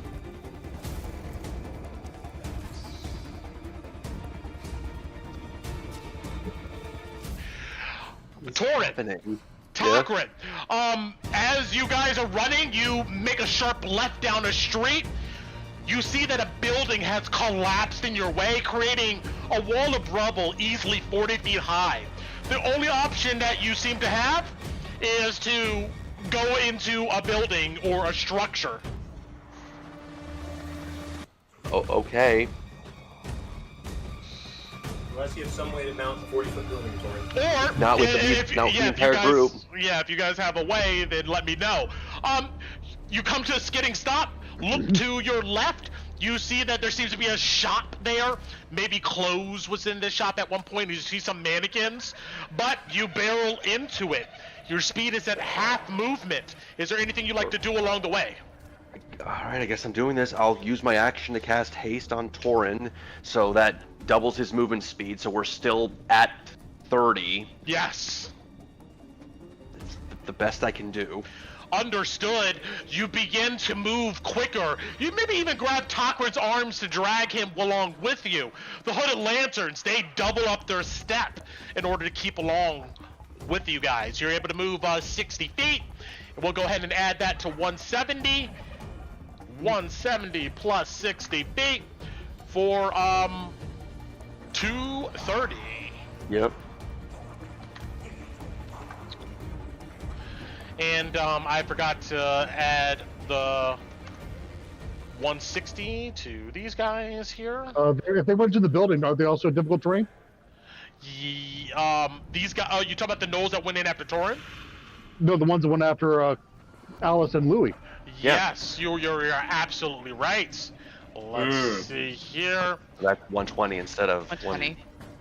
I gotcha. 120. All right. Good call out, Carl. Thank you. Thanks, girl. Okay. Moving on. You guys can roll me a d20. to see what's the complication of the Gnolls following you.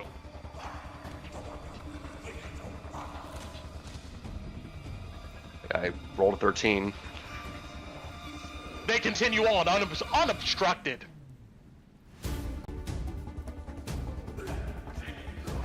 They go ahead and move through the building with you guys. So that's also difficult terrain for them. That is true.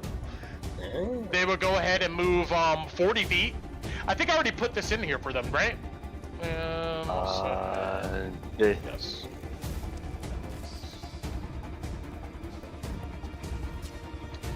No, I didn't. Here it is. All right.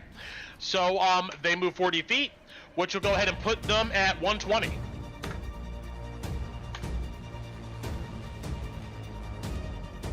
Understood. All right. They have absolved their complication. They're dashing. They're not doing anything else. You guys know that Torin Tokrin, it looked like the Lord of the Feast has mounted the 40-foot wall of rubble and climbed over it without going through said building, and is just still on you guys' tail. Although he's sticking with his group of Gnolls. Just a note. All right, Gnolls went. I'm going to go ahead and roll a complication for them. Let's continue on. 3. Next people down the list here after Torin and Tokrin are Tinu. 3 will give...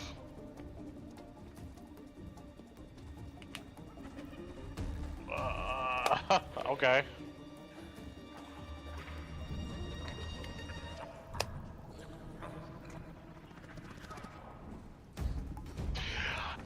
You come directly in front of you, Tinu and Kalina. You exit out of what looks to be a street. It looks like the street goes left and right, but directly in front of you is a large stained glass window. You guys are going fast enough to where you can try to go ahead and divert around this building that has this window, or you could try to just shatter and jump through it. If you choose to go around said building, it'll be difficult terrain. If you try to go through the window on the horse, I would need a strength saving throw from the horse. How far are the Gnolls behind us? Can I see them? If I can't see them, we're gonna go around. At the moment you can't see them, but you hear them. Okay, we're gonna go around. And then Tinu... Oh, okay, so... Tinu wants to cast darkness in front of the stained glass mirror to kind of trick them. So that maybe they'll run into it and... Oh, okay. All right. Yeah, is it like high enough up where they will fall? It looks like a chapel is in front of you, and there's just a building with a large window. You can either go left or right around the building. So you could pop this sphere of darkness at that interchange. And you would get advantage on your next stealth roll. Yeah, I'll do that. She'll pop darkness right there. So that they have to pick, yeah. Mark off the spell slot. You guys don't dash. Well, it's difficult terrain. You move only 50 feet. So that will be 270 for you guys. All right. And then do I get to roll? I didn't get to roll for my nose last time. I don't think. The D20? Yes. Oh, so, complication. Yeah. So now for the Gnolls following you, roll me a complication. Which also would include the darkness, in which you just popped. Oh, not 20. Well, unfortunately, a lower number is better for. Oh no! Yeah, no. Tinu! You're an idiot, Tinu. They dodged through the darkness. All right, we are at the. We're gonna stop here, but we're at the end of the initiative. Now we're gonna go ahead and resolve the stealth versus perception rolls here. So I'm just gonna start at the top here, and I'm gonna start with Tokrin and Torin. Go ahead, and if I gave you advantage, note that and roll that. If I didn't, then roll normally. Do I have it? I don't think I have advantage. I No. did not say it. Nope. Yeah. All right, that's 10. Then stuff from Tokrin, that's 13. So that's gonna be with 23 minus 3 is 20. So 23 divided by 2 is 11. Minus 3 is 8. So yeah, 10 plus 13 divided by 2, right? Mm-hmm. Yeah, these guys are still on your tail. Moving I on down the list here, Kolabadi and Ron. You guys can roll me stealth rolls. We'll combine it, take the average. Okay, I believe we got advantage, which means I'm going to straight roll. Got it.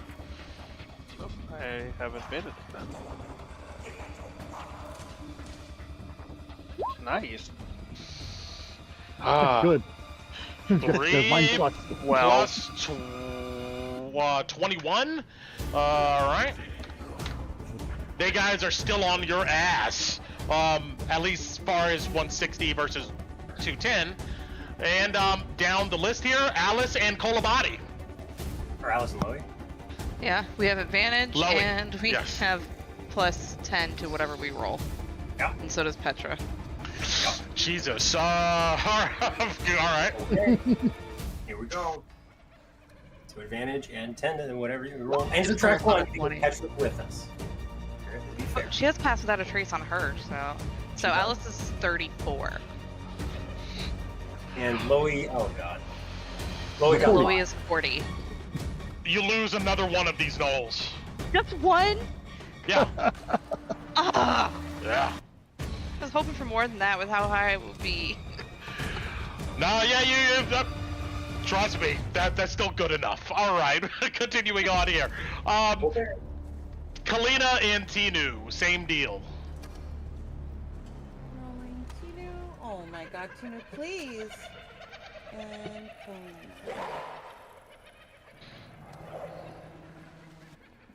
So 11. So 9.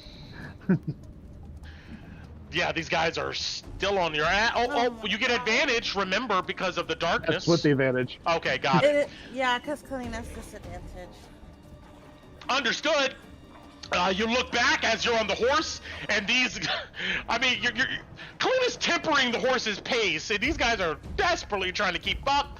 But yeah, the two lanterns with you, they're still in pursuit, but they're still there. All right, so this is where we're gonna go ahead and stop, and we'll go ahead and resolve the rest of this chase next time, as you guys are now in different groups, going in different directions. And who knows where you guys will go ahead and end up. And thank you for being patient with me resolving the math and stuff of this, because this is an encounter setup that, you know, I'm trying to see if it works. If it doesn't, well then fuck me. But if it does, then we're good to go. So You never know till you play test it. this is true. This is the play test. So I'm glad we got all the mechanics out of the way. Next time we go, just know that, yeah, you guys go. Then you roll complication. Gnolls go. They roll complication. And then rinse, wash, and repeat. And at any time, you guys can, of course, decide if you go in a building, which would probably give you advantage on your stealth, etc., all that good stuff. So that's what we're doing. And with that, we'll catch you next time.